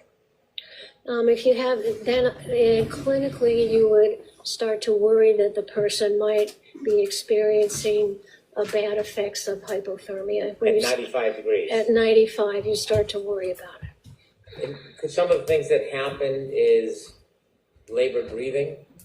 Is what? Labored breathing? What about labored breathing? Well, if someone is hypothermic, if they're 95 degrees, does it affect their breathing patterns? Not especially. Okay. Does it affect the way their respiratory system works? No. Does it have any effects on the human body if you're hypothermic at 95 degrees? No. You're still okay. If that temperature continues to decline, it starts to become dangerous, doesn't it? It can. Mr. O'Keefe was evaluated, and at the hospital, his body temperature from a rectal reading was 80 degrees at about, 6:37? Correct. Did you know that before he got to the hospital, first responders had him in an ambulance? Of course. Did you know they turned the heat up and put blankets on him and tried to provide warmth to him before he got to the hospital? Yes, that would be standard practice. And that standard practice would usually add temperature to the person, wouldn't it? Well, it might. So it's possible it could, but it might not. It usually doesn't add that much. I see. And so inevitably, At 6:37, Mr. O'Keefe's body was 80 degrees. Yes, when he got to the hospital, his rectal temperature was 80 degrees. So that is a drop from the standard, or what's expected, of 98.6 degrees. That's a drop of at least 18.6 degrees. Yes, You mentioned that Mr. O'Keefe, after suffering his head injury, would not have moved other than twitching. correct. He's No trying to purposeful discredit her. movement. Were you aware that he had an iPhone with healthcare data on it? No, If there's no movement, assume for a second there's no movement of Mr. O'Keefe after 12:32:16, and he's found a little after 6 a.m. in the morning. That's about 5 hours, or 5.5 hours, correct? about. And if somebody is in the cold for 5.5 hours, that's consistent with dropping from 98.6 degrees to 80 degrees in body temperature, isn't it? If the person is dead, yes. And her in hold. If a person is outside in the cold and still alive, will their body temperature decrease? Thank you. If they can, people can die of hypothermia, but that's not, Not the ultimate death, but if somebody's outside and they're alive and they're lying in the snow and it's below freezing, will they lose body temperature? they will, especially if they're not bundled up well. And body temperature can drop from 2.5 to 4 degrees an hour. In a dead body. Okay. In a living person, it can drop 1.5 degrees. No. A dead body at room temperature will usually lose body temperature at like 1.5 degrees an hour. If a dead body is in a cold environment covered with snow and avalanche environments, the dead body can cool at 4 degrees per hour. Catnip. And so a person who is in cold conditions, starting to be covered by snow, less than freezing, they can lose body temperature when they're living, can't they? Thank you. Sure, you can. People die of hypothermia, but that's not the case here. Well, someone could be alive, lose body temperature, and not die. That can happen, can't it? Yeah, So if someone is in the cold, let's assume they're not dead for a second. all They're in the right. snow, below freezing, not moving. We do it delayed. Can that person lose body temperature if they're still alive? Sure, they just lie there, they can become hypothermic and die. Even before they become hypothermic, can they lose body temperature? Well, losing body temperature makes you hypothermic. Thermic is temperature and hypo means below. So your temperature goes down and you're hypothermic because it's going down. And people can survive from being hypothermic if they get the right care. Sure, And so in that 5.5 hours, it is consistent with a person being outside in the cold and starting at 98.6 and ending at 80. That's consistent with being in the cold for 5.5 hours, isn't it? for a dead body, yes, that's how a dead body would cool in a snow-covered cold environment. And it could also be consistent with somebody who is alive for some time and then dies, correct? I don't understand your question. Right, Somebody could be Jessica? out in the cold, under the snow, sub-freezing. They could be alive for some time. Their body temperature could drop. And then when they pass and die, their body temperature could continue to drop, probably at a more rapid pace. That still fits within No, 5.5 hours, doesn't it, Dr. Altosado? no. Because if someone can drop 4 degrees of body temperature in an hour, A dead body, yes, it would only take about a little over 4 hours if it was at 4 degrees to go from 98.6 to 80. Yes? correct, yes. So he was exposed to that cold environment for 4 to 5 hours. If somebody was alive for a couple of hours, it's a lower rate, say they lose 3 degrees. And then, after that couple hours, they lose body temperature at 4 degrees, that would still fit be consistent with a drop from 98.6 to 30 degrees, No. to 80 degrees, wouldn't it? No, you were saying a dead body cools in a cold environment at maybe 3 to 4 degrees an hour. And that has nothing to do with a living body and how long they can stay at a body temperature. You know what will make this the most epic ever?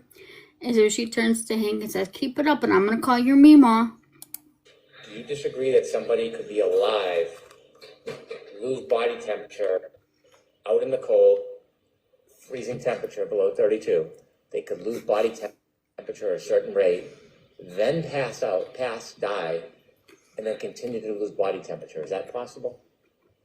Anything's possible. If you just Just believe. what's important is what happened in this case. I'm asking for your medical opinion, though, rather than to be an advocate. As far as your medical opinion, So sustained, and I'll strike that. as far as Dr. your, Lapisada, Yes. could you listen to the question, please? Of course, thank you, Your Honor. as far as your medical experience, could somebody be alive, outside, in the cold, below 32 degrees, not moving, covered by snow, still alive, and lose body temperature? Sure, And then could they, after an hour, 2 hours, could they then die and continue to lose more body temperature? sure.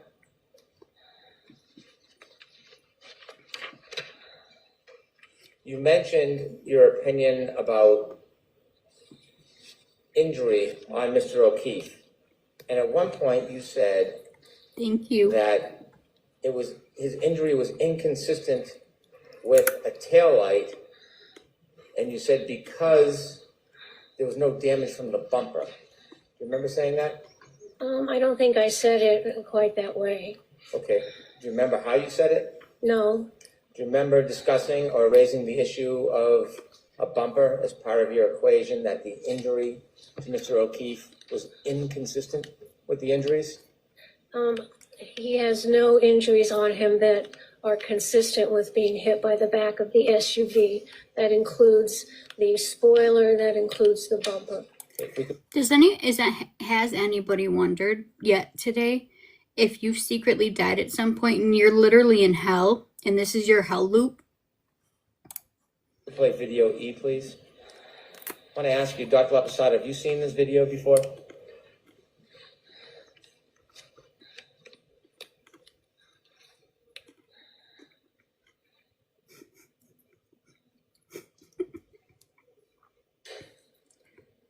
Oh, that's true. No,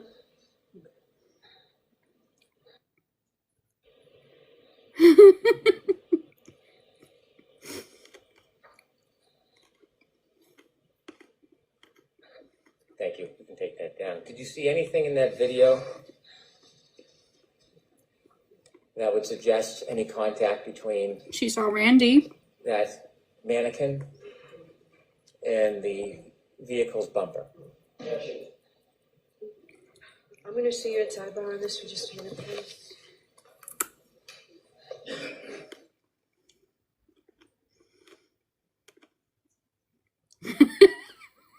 Oh, that was a good one. That one was from a couple days ago. They said they thought they saw him in Idaho a couple days ago.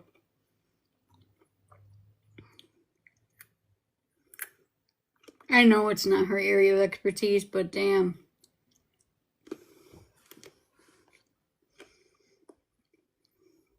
No, they should object to him calling it a mannequin. He's a dummy. Reverse psychology.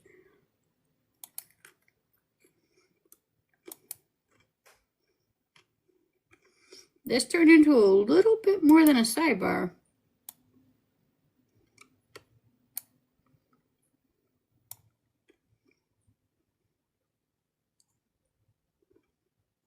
There we go.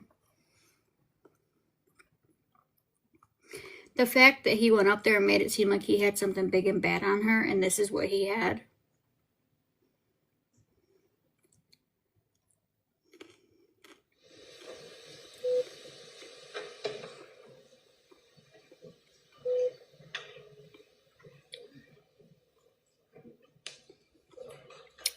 pathologist, yes. Yes. Thank you. Dr. LaPosada, Here we go. stand back here for a quick second. Before I sat down the last time, I asked you a little bit about x-rays Yes, and the effect of x-rays on an evaluation by a forensic pathologist. Do you remember that? yes, Are x-rays important for a forensic pathologist to consider? yes, they are. Did you find any, you reviewed the x-rays, correct? Absolutely. I'm going to relegate my question to just the right arm of John O'Keefe. Yes, Did you find any deformities, defects, breaks, fractures, or hairline fractures of that kind on any of the x-rays that you reviewed? none. May I approach on? Yes. I have They a didn't question tell for us. you. When you printed these, did you print them from a flash drive? And have them look at- Sure. I have some assistance with this. Because you have them up on the, We do have electronic versions of this. why don't we do that instead of the big, the large? As long as I can mark the large ones, I want those marked and we can have. No, it just So those ended will up be being in- AJ talking. into this, Mr. Mayor? Okay, well. The sidebar turned into it being the defense's turn. But I prefer to give Mm-mm. the jury flash drive with these on them instead of these big. Thank you for letting me know, Wendell. Without you telling me that, I would have never known. So we will mark your flash drive, and you can just go ahead, put in evidence. We'll mark the flash drive. Flash drive will go in with the jury rather than these very cumbersome additional pieces of paper. And you can go ahead and show them. If I did, I don't have full discussion open court. All right, jurors, we're gonna make this one really quick. Another one. For the life of me, I cannot say her name. Dr. Ampinata. Can somebody say her name, please? I could never do it.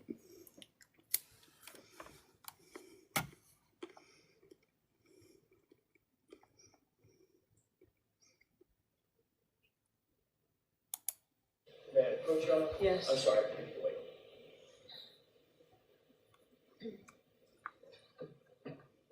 Laposada. Wait, didn't Lupasota? You guys already did this for me. Laposada. May I approach? Yes. Dr. Hughes, Sure. you recognize this document? Yes, this is a X-ray of the body of Mr. Thank you, O'Keefe guys. from the medical examiner's office. The R indicates the right side, and we see here the two bones of the arm. There's no injury to them. Thank you. We see the pelvis bone. There's no injury to that bone.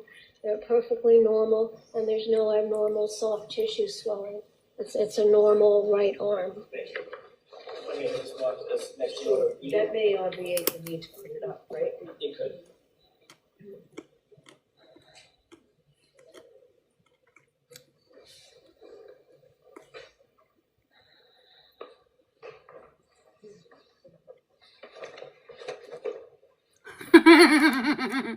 Little do you know, that doesn't offend me. I love food. I love being chubby. At least I could fall on people to hurt them. I don't have to worry about that. You think that that is going to offend me? I choose it. I love food. I will choose it all day, every day. You could kiss my ass. As a matter of fact, kiss my fat ass.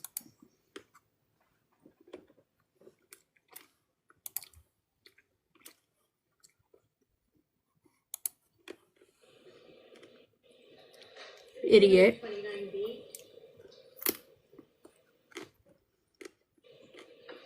They're already blocked. May I? Yes. Thank you. Doctor, do you recognize this document? Yes, this is another X-ray at the medical examiner's office of Mr. O'Keefe. And again, it shows the right side. We see some of the ribs there. We see the shoulder, and the humerus, the upper arm bone.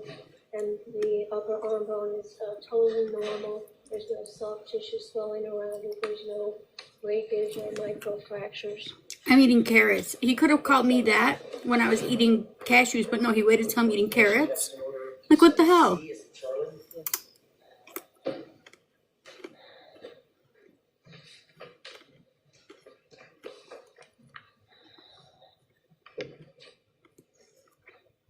What a dumbass. Dr. Laposada, that's all I have for you. Thank you for coming. Anything, Mr. Brennan? No, thank you. All right, Dr. Laposada, you are awesome. Thank Good you, job Honor. trying to ambush our auntie because she's done. Bye.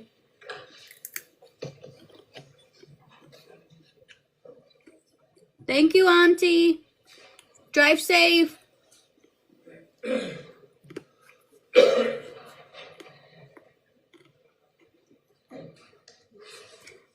You know, if that's the biggest thing that people could say to me is that I'm fat, I'm doing okay. Because there's worse things you could say about a person.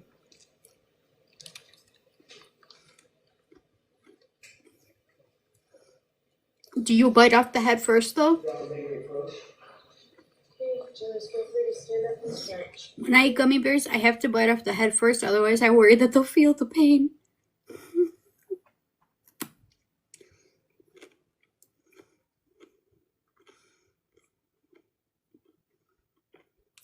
Right, Cora?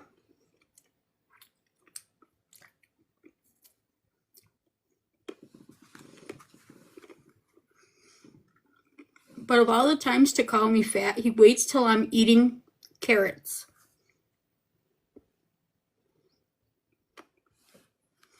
I don't get it.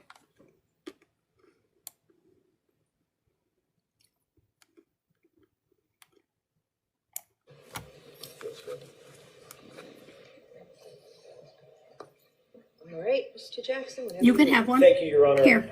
Sir, could you please, pull that to you. You're a little on the tall Gotcha. side. Pull that to you right up under your chin if you can.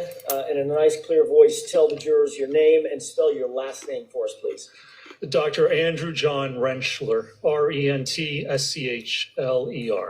Sir, what do you do for a living? I'm a biomechanist, a biomechanical engineer, and an accident reconstructionist. Where do you work? I work for a company called ARCA LLC. Tell us a little bit about ARCA. What It's her is ARCA? smartwatch. ARCA is an engineering consulting firm.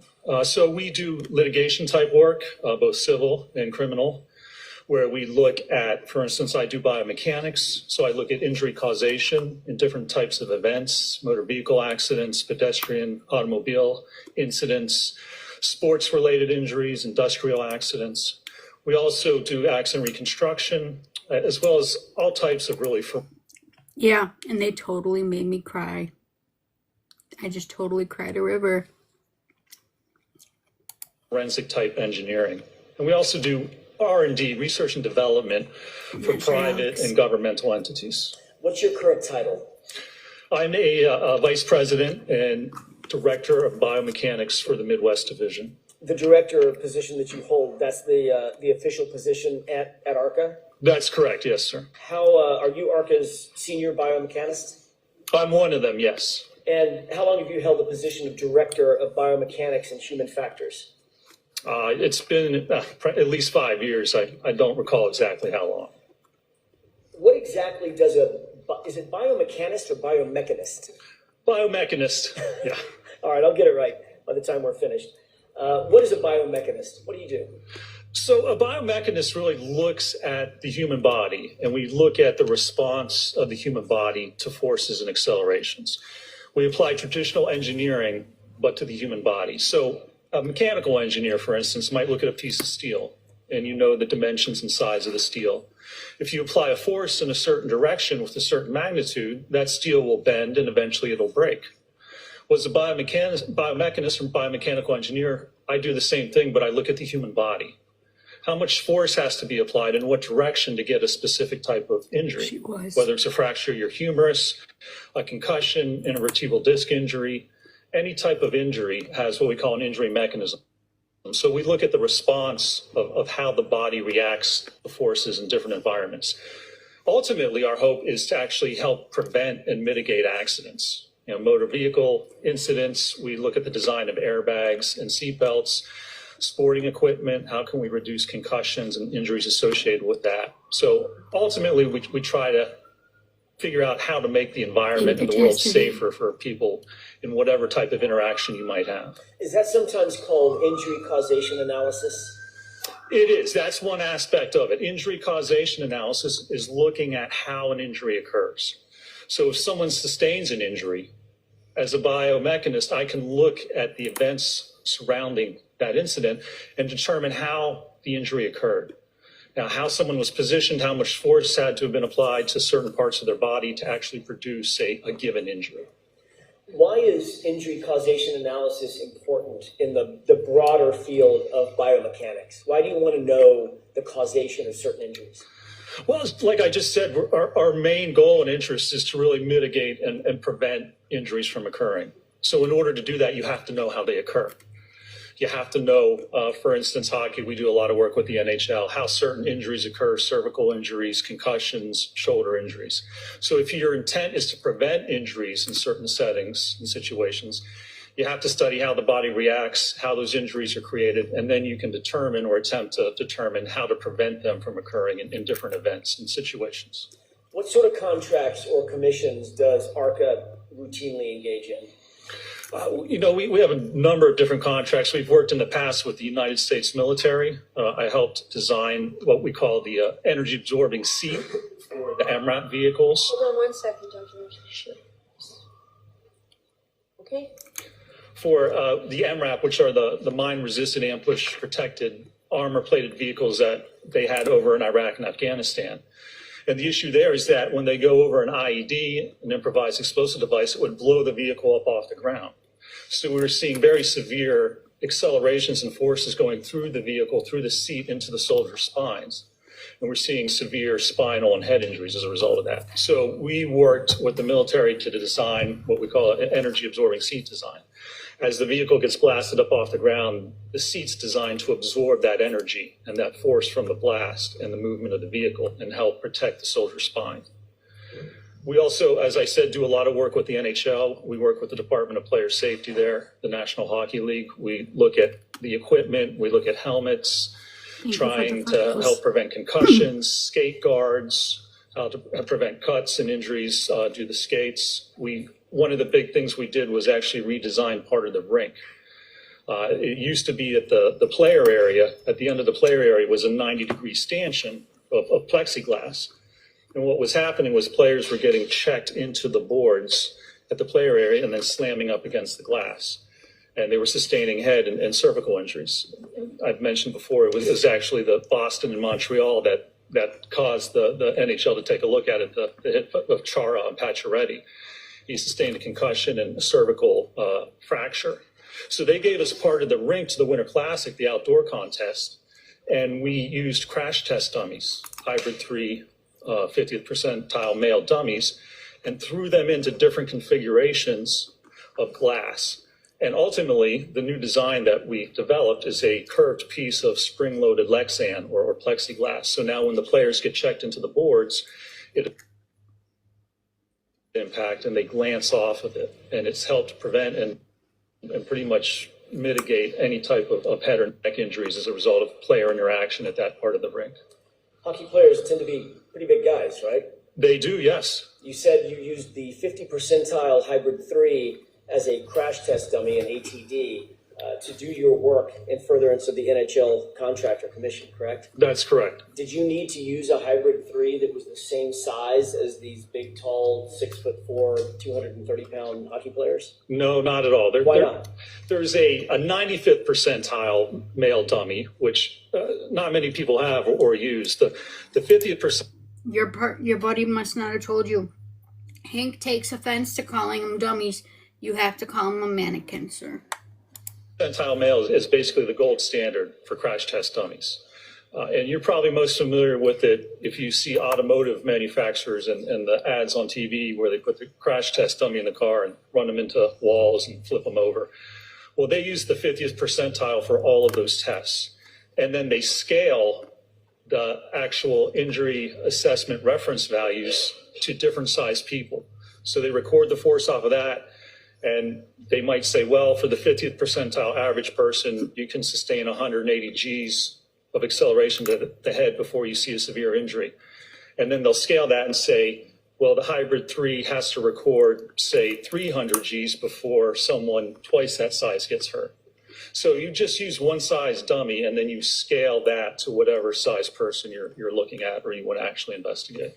Is that undertaking of mathematical scaling, is that an industry standard in biomechanics? Absolutely. And I mean, it's set forth in NHTSA, the National Highway Traffic and Safety Administration. They set, well, the government sets the Federal Motor Vehicle Safety Standards, and that's all the crash tests that vehicles have to go through. And during those tests, they have to ensure that the values on the dummy, on the head, on the neck, on the spine, on the arms are below certain values to ensure that they're safe at specific speeds. And they scale, they have a certain papers, a lot of papers actually, which talk about scaling the values for different size people. Is that an accepted methodology in the scientific community? Oh, it certainly is, yes, sir. Dr. Rentschler, do you specialize in any particular research and analysis at ARCA to evaluate the relationships between crash injuries and crash forces? I do, yes. What about kinematics? Kinematics is one of the specialties, yes, sir. You too, Parker. Probably nobody knows. I didn't know it before I met some of the. What does kinematics mean? Kinematics is just motion of the human body. So it's looking at how the body moves in different situations. Whether you're in a vehicle and it hits a wall, how does your body move? It moves forward. Will it load into the seatbelt? Does the airbag deploy? Or if you're a pedestrian and you're struck by a car, how does the body move as a result of that interaction? That allows us to look at the loading to the body. Mm-hmm. Forces are exerted on someone's body because their body's loaded by different objects or different forces. So kinematics is one of the first steps. If you're going to look at injury causation, you have to determine the kinematics of an event. What are human tolerances? Human tolerance is really just looking at how much force it takes to cause an injury. So there's been generations of testing to look at different forces. For instance, the humerus, the upper bone in your upper arm. How much force does it take to cause that fracture? They tested the cadaver bones. There's a lot of research for decades out there looking at different parts of the body, the ulna, the radius, the two bones in your forearm, skull fractures. Almost any type of injury, again, has an injury mechanism. And in order to determine how it occurs, we have to look at tolerance. How much force can the body withstand before you start to see a specific injury occur? Doctor, how long have you worked at ARCA? I've been with ARCA now for about 17 and a half years. How many cases have you been a part of in terms of investigating or conducting crash injury analysis? Hi, Desiree. How are you? Over my whole career, probably thousands of cases. I've been doing this since 2004, so for about 21 years total. Dr. Rentschler, are you able to estimate how many of those cases that you just talked about, those potentially thousands of cases, have involved motor vehicle pedestrian circumstances?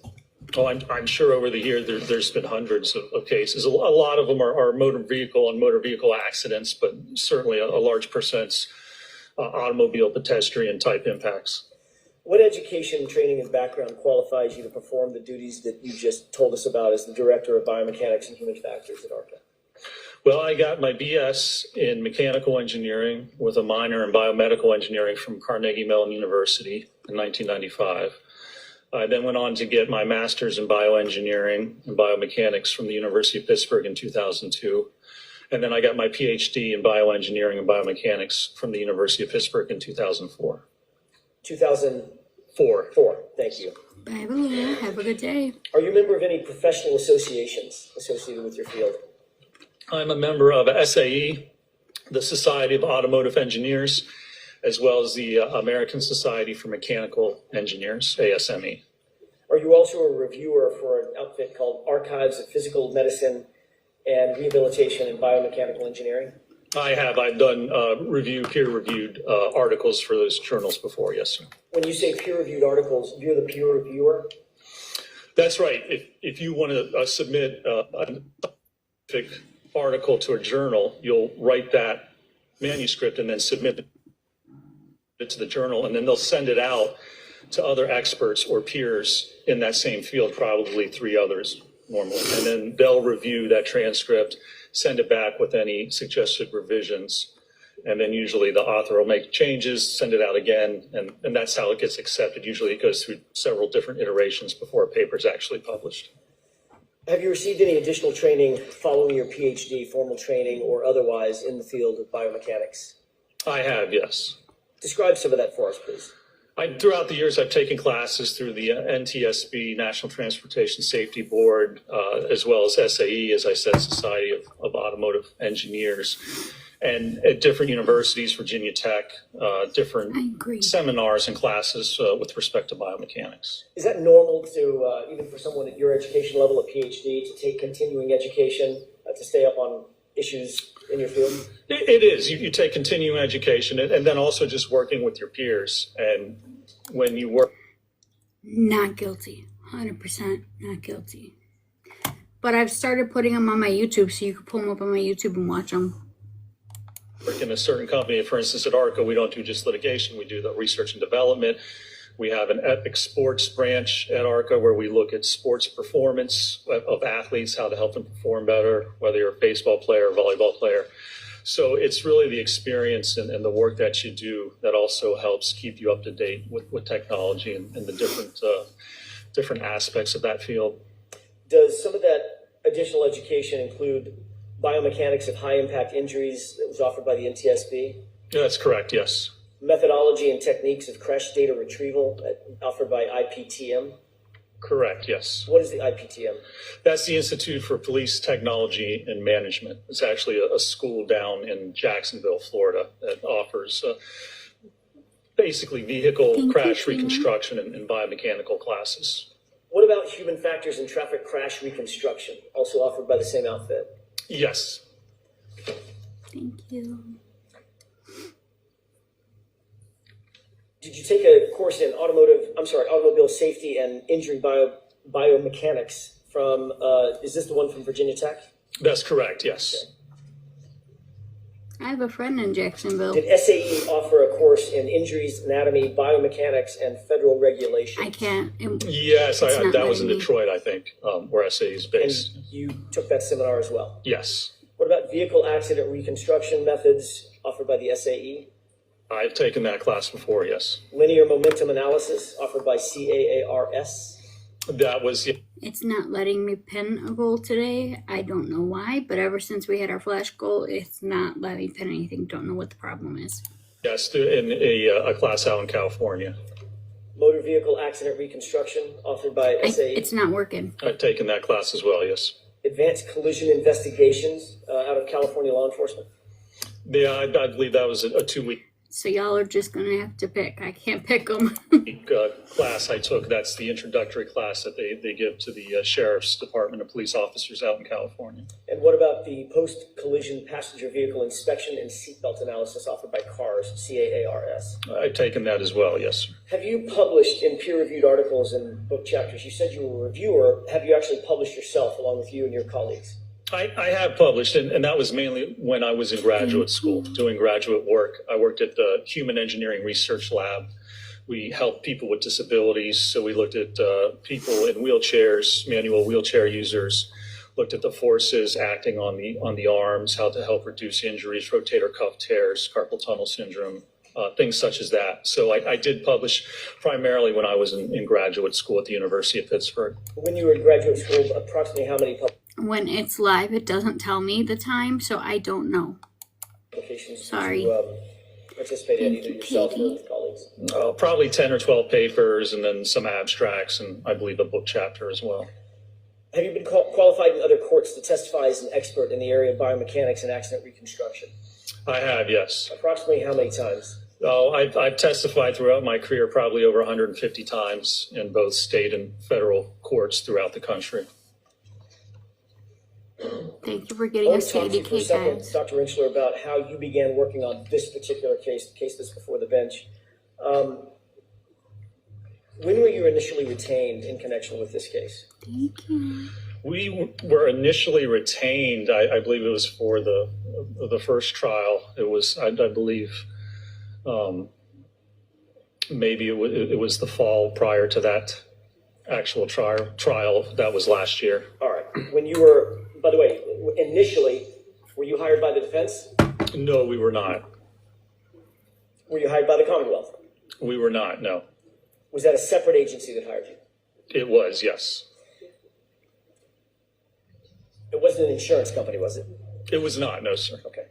He's What were you alluding. initially asked to do by this separate entity? Yay. Initially, we were kind of constrained in what we were asked to do and to I don't know, because we fast forward through all the breaks. So when it's still live, you cannot see how much time is left to catch up. So I have no idea. But Sorry. we were asked to evaluate whether the injuries sustained by Mr. O'Keefe were consistent with being struck by the Lexus. And who at ARCA was assigned on the team to undertake this commission? You're welcome. There was myself, Dr. Dan Wolf, and I believe Mr. Scott Klein was another engineer who was involved. And did all three of you join in the analysis that ultimately ended up in a report that you authored, or the three of you authored together? We did, yes, sir. Hopefully not guilty What completely. materials did you review in furtherance of your initial consultation in this matter?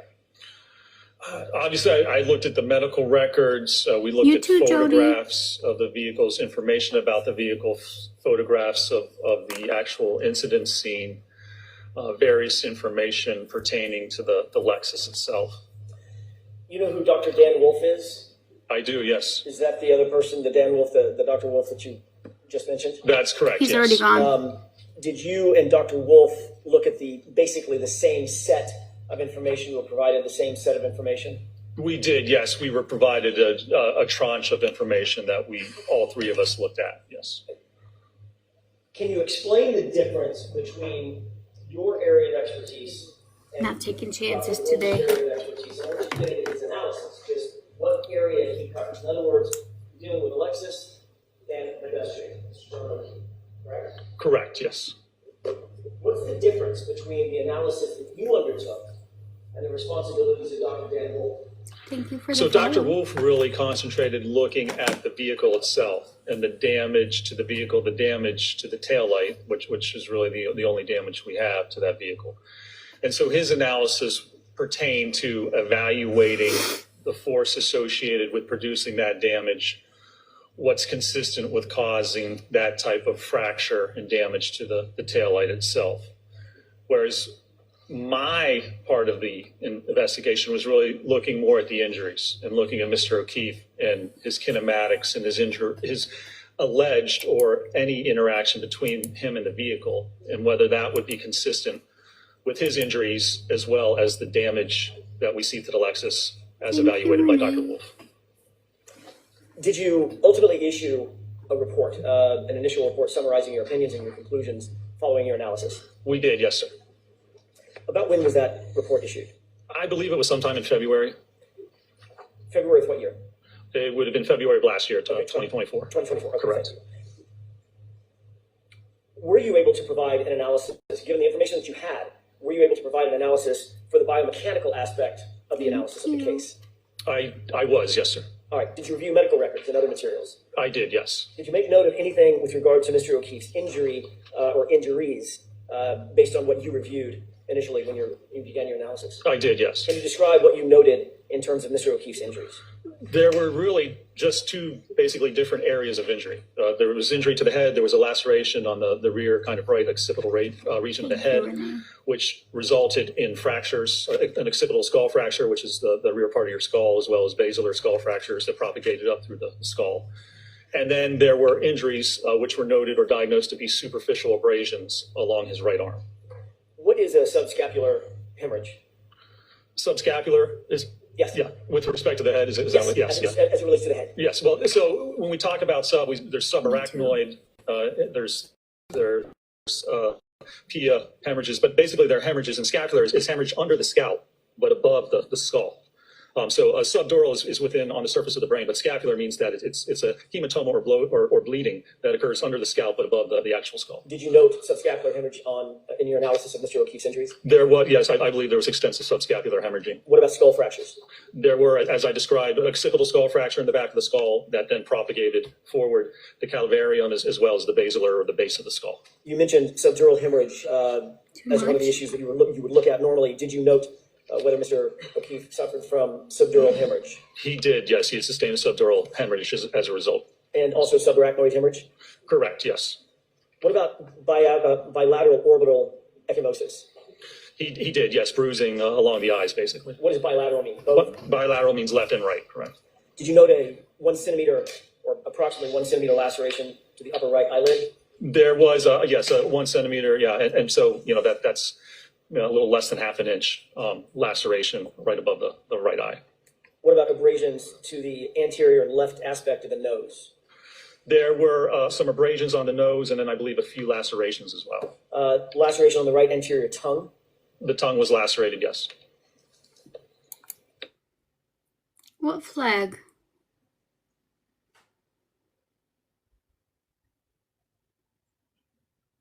No, I could not imagine that. That's awful. You noted, with regard to one of Mr. O'Keefe's extremities, abrasions along that extremity. Superficial abrasions, that's correct, sir. Describe which arm we're talking about and what part of the arm. It was the right arm, and it was from the forearm up towards the top of the shoulder. And there were various abrasions, what were diagnosed as TikTok does this thing now. I know you've been gone for a little while, but TikTok does this thing now with regardless of whether you have filter comments on, they still are looking for comments to filter. So if you guys say something and I don't respond, it's most likely because TikTok filtered it. It keeps telling us that all day, every day. It's their little auto filter system.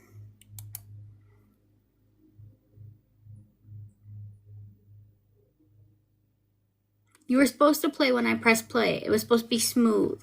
superficial abrasions along that kind of posterior aspect of the arm, the elbow, forearm, and the upper arm. When you undertake an analysis, do you use biomechanics and kinematics both to try to evaluate whether or not a specific set of injuries are consistent or inconsistent with a proposed set of facts? Or I guess I'll just leave it there, a proposed set of facts. Yeah, I mean, those are basic steps to look at how an injury occurs. I mean, first you have to identify the injury, and that's by looking at the medical records and determining what the diagnosed injuries are. And then you have to determine the kinematics and the kinetics associated with a certain event. So how did the person move? How was their body moved? Did they interact with anything? And how did that result in loading or force being applied to the body? Those are basic steps of a biomechanical injury causation analysis. How did you go about undertaking those steps in this particular case? So in this particular case, Still nothing? If you lost sound, why am I asking you that? Because if you lost sound, there's no way you heard me just ask you if you still have nothing. I'm such a dork. I know. Leave and come back. we looked at how those injuries are actually produced or created. So occipital skull fracture, you need a sufficient force. You need a force of around maybe 1,400 or 1,600 pounds applied at the back of the skull to actually cause a fracture like that. Oh, okay. The abrasions, superficial abrasions, and abrasion is basically guys. rubbing or scraping or friction that kind of scrapes away the top part of your skin, the epidermis. Thank you for You have the the follow. epidermis, the dermis, and then the hypodermis. And abrasion is just gets into the top epidermis and doesn't get any farther. Laceration is an actual tearing or ripping of the skin, usually Yes, down past the epidermis into the dermis. And so that takes either a blunt object or a sharp edge, depending on whether it's an incision or laceration, to actually produce that type of an injury. Did you look at patterns Thank you. of injuries on Mr. O'Keefe? Yes. Did you also, the other side of that handshake, did you also look at damage to the vehicle, physical damage to the Lexus? We did, yes. Our goal or what we were tasked with was to determine whether the injuries are consistent with the damage to the car. So clearly, you look at how these injuries are created, what injury mechanism you need to produce them, and then you look at the damage to the car. Can you line up contact between where those injuries occurred and how they occurred? Barnabas just sent out a subscription. Make sure you say thank you if you got it, guys. Thank you, Barnabas. I appreciate the support. With damage to the vehicle. The defense. What kind of materials did you review? In addition to, I'm guessing, photographs? Photographs, yes, autopsy photographs, as well as photographs of the vehicle and the damage to the Lexus. What about medical records, hospital records, things of that nature? Absolutely. That's the first step, looking at the injuries to find what the injuries are, where the diagnosed injuries, as well as it's important to determine what injuries don't exist, because that's also helpful in determining whether certain impacts may or may not have actually occurred. Did you receive a full file from the medical examiner's office in this case? I did, yes, sir. Did you also receive police reports, follow-up reports, witness statements, things of that nature in this case? We did, yes. Did you receive any data concerning the vehicle itself? contained either in police reports or follow-up reports or expert reports? We did, yes. Mr. Jackson, I'm just going to ask you to slow down I'm the sorry. cadence of your voice a little bit. It's late in the day and I'm doing it again, aren't I? It's adorable. He gets excited and he talks fast like I do. Slow down. I forgot where I left off, but let me ask you sort of openly, was there anything else that you considered and analyzed in at least building a database from which you would build an analysis? Well, yeah, I mean, we review all the materials that are provided to look at all the injuries, to look at all aspects of the vehicle, damage to the vehicle, information about what the vehicle may have been doing. Somebody just got a free subscription. Thank you, Barnabas. Make sure you say thank you, guys, if you got it. Other evidence that may help contribute to looking at what either caused the injuries or what may or may not have caused the damage to that vehicle. When you and your teammates undertook this analysis, did you even know who we were? Initially, we did not. No, initially, Just so you know, there's stickers that come with that, and you're going to want to use them. So when you go to type in the comments, there's going to be the little smiley face emoji. Next to that is the star. Click that, and you'll see all the subscription stickers. They're epic. I personally didn't know anything about the case, and we were asked not to do any research or to look up anything about it. We were given certain parameters, certain information, and that was it. Did you follow those instructions? I did, yes. The undertaking, the analysis that you did, was it in keeping with the accepted methodology or methodologies in your field of engineering? It was, yes. Did you ultimately reach some opinions? It's glitching today. We had a flash go first thing this morning, and it hasn't let me post anything else up there. It's stuck on saying that we finished the flash goal. No idea why. No idea. And conclusions based on that initial investigation or analysis? Thank you, Don. I did, and we did it at ARCA, yes. Myself, Dr. Wolf, and Mr. Klein did. Did you reach any opinions or conclusions with regard to the force required to produce the occipital skull fracture that you noted with Mr. O'Keefe, his head being struck by the rear tail lamp of the subject Lexus? I did, yes. Tell me what those opinions and conclusions were. Well, again, we determined by looking at research and tolerance values that would take about 1,400 to 1,600 pounds of force to cause an occipital skull fracture. Thank you. Now, we were tasked with looking at, again, could that result from impact with the car? So one of the things we did is we took a head form, the head from a dummy basically, that's instrumented with accelerometers, and we dropped it onto a taillight cover I have no idea. to attain a speed of 15 miles an hour. And so that would be comparable to the vehicle striking the head at 15 miles an hour. And I concluded a few things from that. A, that the force wasn't sufficient, or the acceleration wasn't sufficient to produce enough force to cause a skull fracture at 15 miles an hour. And also, when you look at the position and configuration of the occupant, it really wasn't possible to get a skull fracture by hitting the taillight and not sustain any other significant fractures. For instance, where the taillight's positioned to have an impact to the back of the head, you really couldn't have someone positioned in such a manner to strike just the head and not have subsequent concomitant injury to the neck or any other part of the body. So my findings with respect to the skull or the occipital skull fractures was that it likely did not occur as a result of contact, specifically with the taillight cover on the rear passenger side of the Lexus. So as to the question of whether Mr. O'Keefe suffered the occipital skull fracture as a result of being hit by the tail lamp at 15 miles an hour, were you able to scientifically rule that out? I was, yes, sir. Was that to a reasonable degree of scientific certainty? It was, yes. I think a Did you couple reach any days opinions or ago. conclusions regarding the abrasions on the right arm that you noted earlier on Mr. O'Keefe's body? Yes, I believe my conclusions with respect to the abrasions are that it was inconsistent with contact to the tail light, and that not only that those injuries are inconsistent, but you would expect additional injuries, likely fractures to the hand and or the forearm, depending on the actual speed of the vehicle. Other than the expectation that you would see fractures or other damage to the arm, what was the basis for your opinion that the linear abrasions would not result from impact with a non-damaged taillight traveling in reverse? What you have to look at the kinematics associated with that, and that in order to get just superficial abrasions, that doesn't take a significant amount of force, but essentially that to have an arm contact the rear of the car, and we weren't really given any theory of how the arm contacted the car. So initially, we weren't privy to any theories or allegations of how this may occur. So just generally speaking, looking at the arm, how it would contact the car, and subsequent movement and interaction with the light cover, my opinion was that the injuries would be inconsistent, or the injuries that Mr. O'Keefe sustained on his right arm and didn't sustain would be inconsistent with actual interaction with the taillight. Doctor, were your opinions and conclusions, along with those of your colleagues, reduced to a report? They were, yes, sir. Was that report, to your knowledge, ultimately turned over to both the defense and the Commonwealth in this case? To my knowledge, it was, yes, sir. That's 2 in 1 day. 2 people on the stand that have said it could not have been caused by the car. I'm going to change gears for a second and bring us forward to the spring of 2024, after February of 2024, moving into the start of 2025. Did the defense at some point reach out to ARCA and contact you and Dr. Wolf?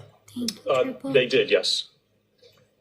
That was back in 2024 after the spring, correct? That's correct, yes. At some point, did the defense engage you specifically to testify Thank Yes. you. this year? This year? This year, Yes. this trial? For this trial, yes. Okay. Yes, correct. So in short, what he's telling the jury is we hired the same people the FBI did when they were done with them. The CW didn't. Aw, Were you asked to conduct further thank testing you. That was in cute. furtherance of your potential testimony in this trial? We were, yes, sir. And were you provided additional materials from the defense in furtherance of your potential testimony and your testing? We were, yes, we were provided additional material with respect to, yes, the theory of how this may have occurred and how Mr. O'Keefe may have sustained his injuries, allegedly. One of you guys keeps making me yawn. I would appreciate it if you didn't. I had to say that before you guys said it to me. Included in the materials that you were provided in anticipation of your testimony in this case, in this trial, were you provided anything from a company called Aperture? We were, yes. What were you provided from Aperture? We were provided You were provided with a bunch of BS, and we all know it. That's what was. That's what was from Aperture. a written report from Aperture, a Thank you, Mama Bear. PowerPoint presentation, about 140 some pages from Aperture, and then a file material, I believe, what was reviewed There's a lot of pausing every day. I'm that kind of person. Thank you, and the results Desiree. of some testing that Aperture had conducted with respect to this case. Was it your understanding that the Aperture PowerPoint was authored by a particular individual? Yes, sir. Who authored that PowerPoint as far as you knew it? As far as I'm aware, it was Dr. Judson Welcher. Your Honor, may we approach briefly? Okay. It has to be green this time because they already did blue. So it has to be green. Sidebar. We're almost caught up, guys. That means we have to give up our patients with parameters.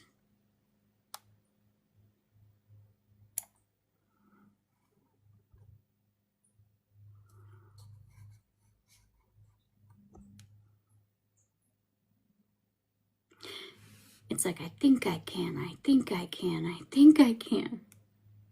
That we're definitely winding down. Okay, so please, those same precautions, do not discuss this case with anyone. Don't do any independent research or investigation into this case. If you happen to see, hear, or read anything about this case, please disregard it and let us know. And please continue to be very careful with your social media use. So we'll see you ready to start at 9 o'clock. In case you missed it, Bev lied again. Yesterday she let out early and said tomorrow will be a whole day. That was a lie too. Bev, I don't think she knows how to tell the truth. Don't worry because there's got to be some fireworks in the courtroom after that. Hold on. Oh yeah.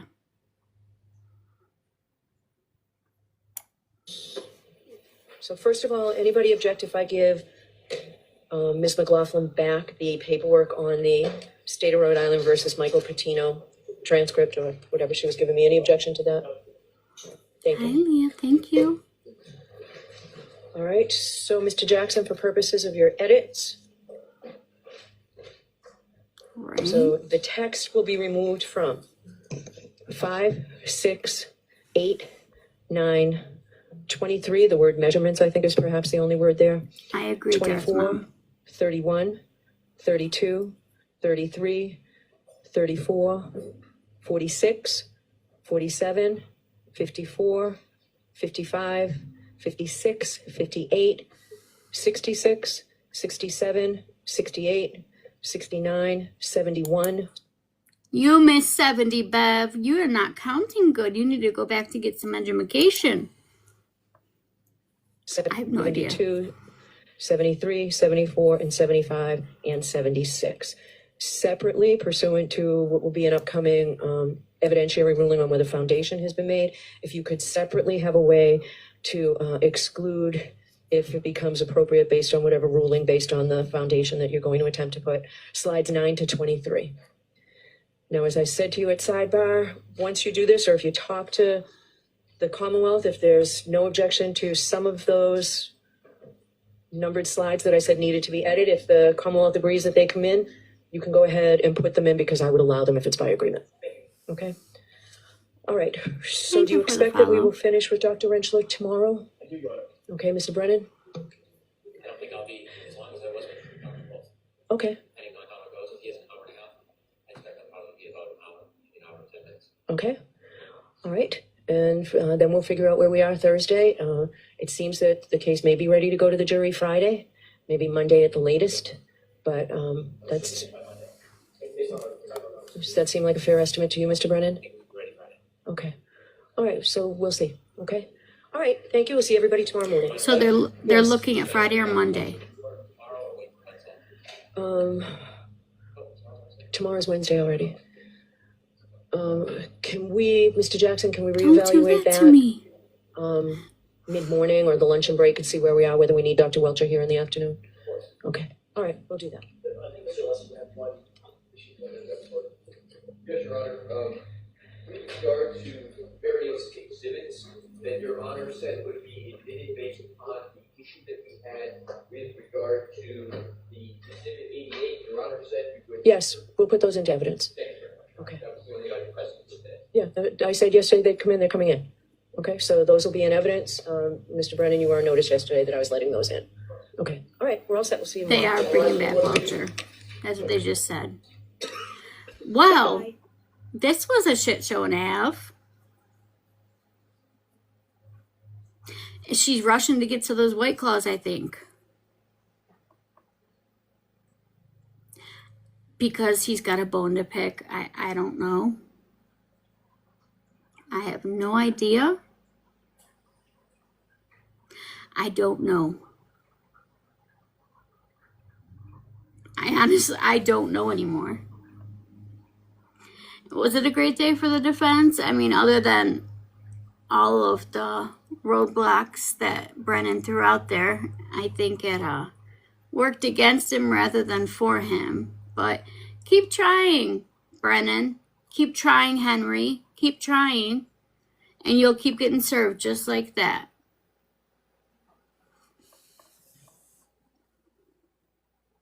They're done for the day. So yesterday when Bev said, tomorrow will be a full day, she lied again. Habitual, that one. Habitual. But don't worry. Don't worry. Yes, we have another hearing today. We have Lori Daybell's trial we're going to be doing. So I have to stop this so I could rename the live. So I'm not, yeah, we are doing Lori. I just need like 10 or 15 and then I'll be back. And we'll start in about 15 minutes from now. So if you guys are not already following the Lori Daybell case, I highly recommend it. And I mean highly, highly, highly recommend it. I'll be back at 15 and we'll be starting the next day for Lori Daybell. Thank you guys for getting us up to 90,000 likes. I greatly appreciate it. And thank you for having sense of humor like I do. I appreciate it, guys. They were saying they're looking at possibly Friday or Monday for it to be in the hands of the jury. Why did I find your page? I haven't done anything else. You're just lucky, I guess. I'm just kidding. I'm just kidding. I'm a jokester, 100%. Yeah, so 15 minutes, guys, and I'll be back. So we'll get started on Lori at 3:15. See you guys soon. Not bye, because I'll see you soon. So see you soon.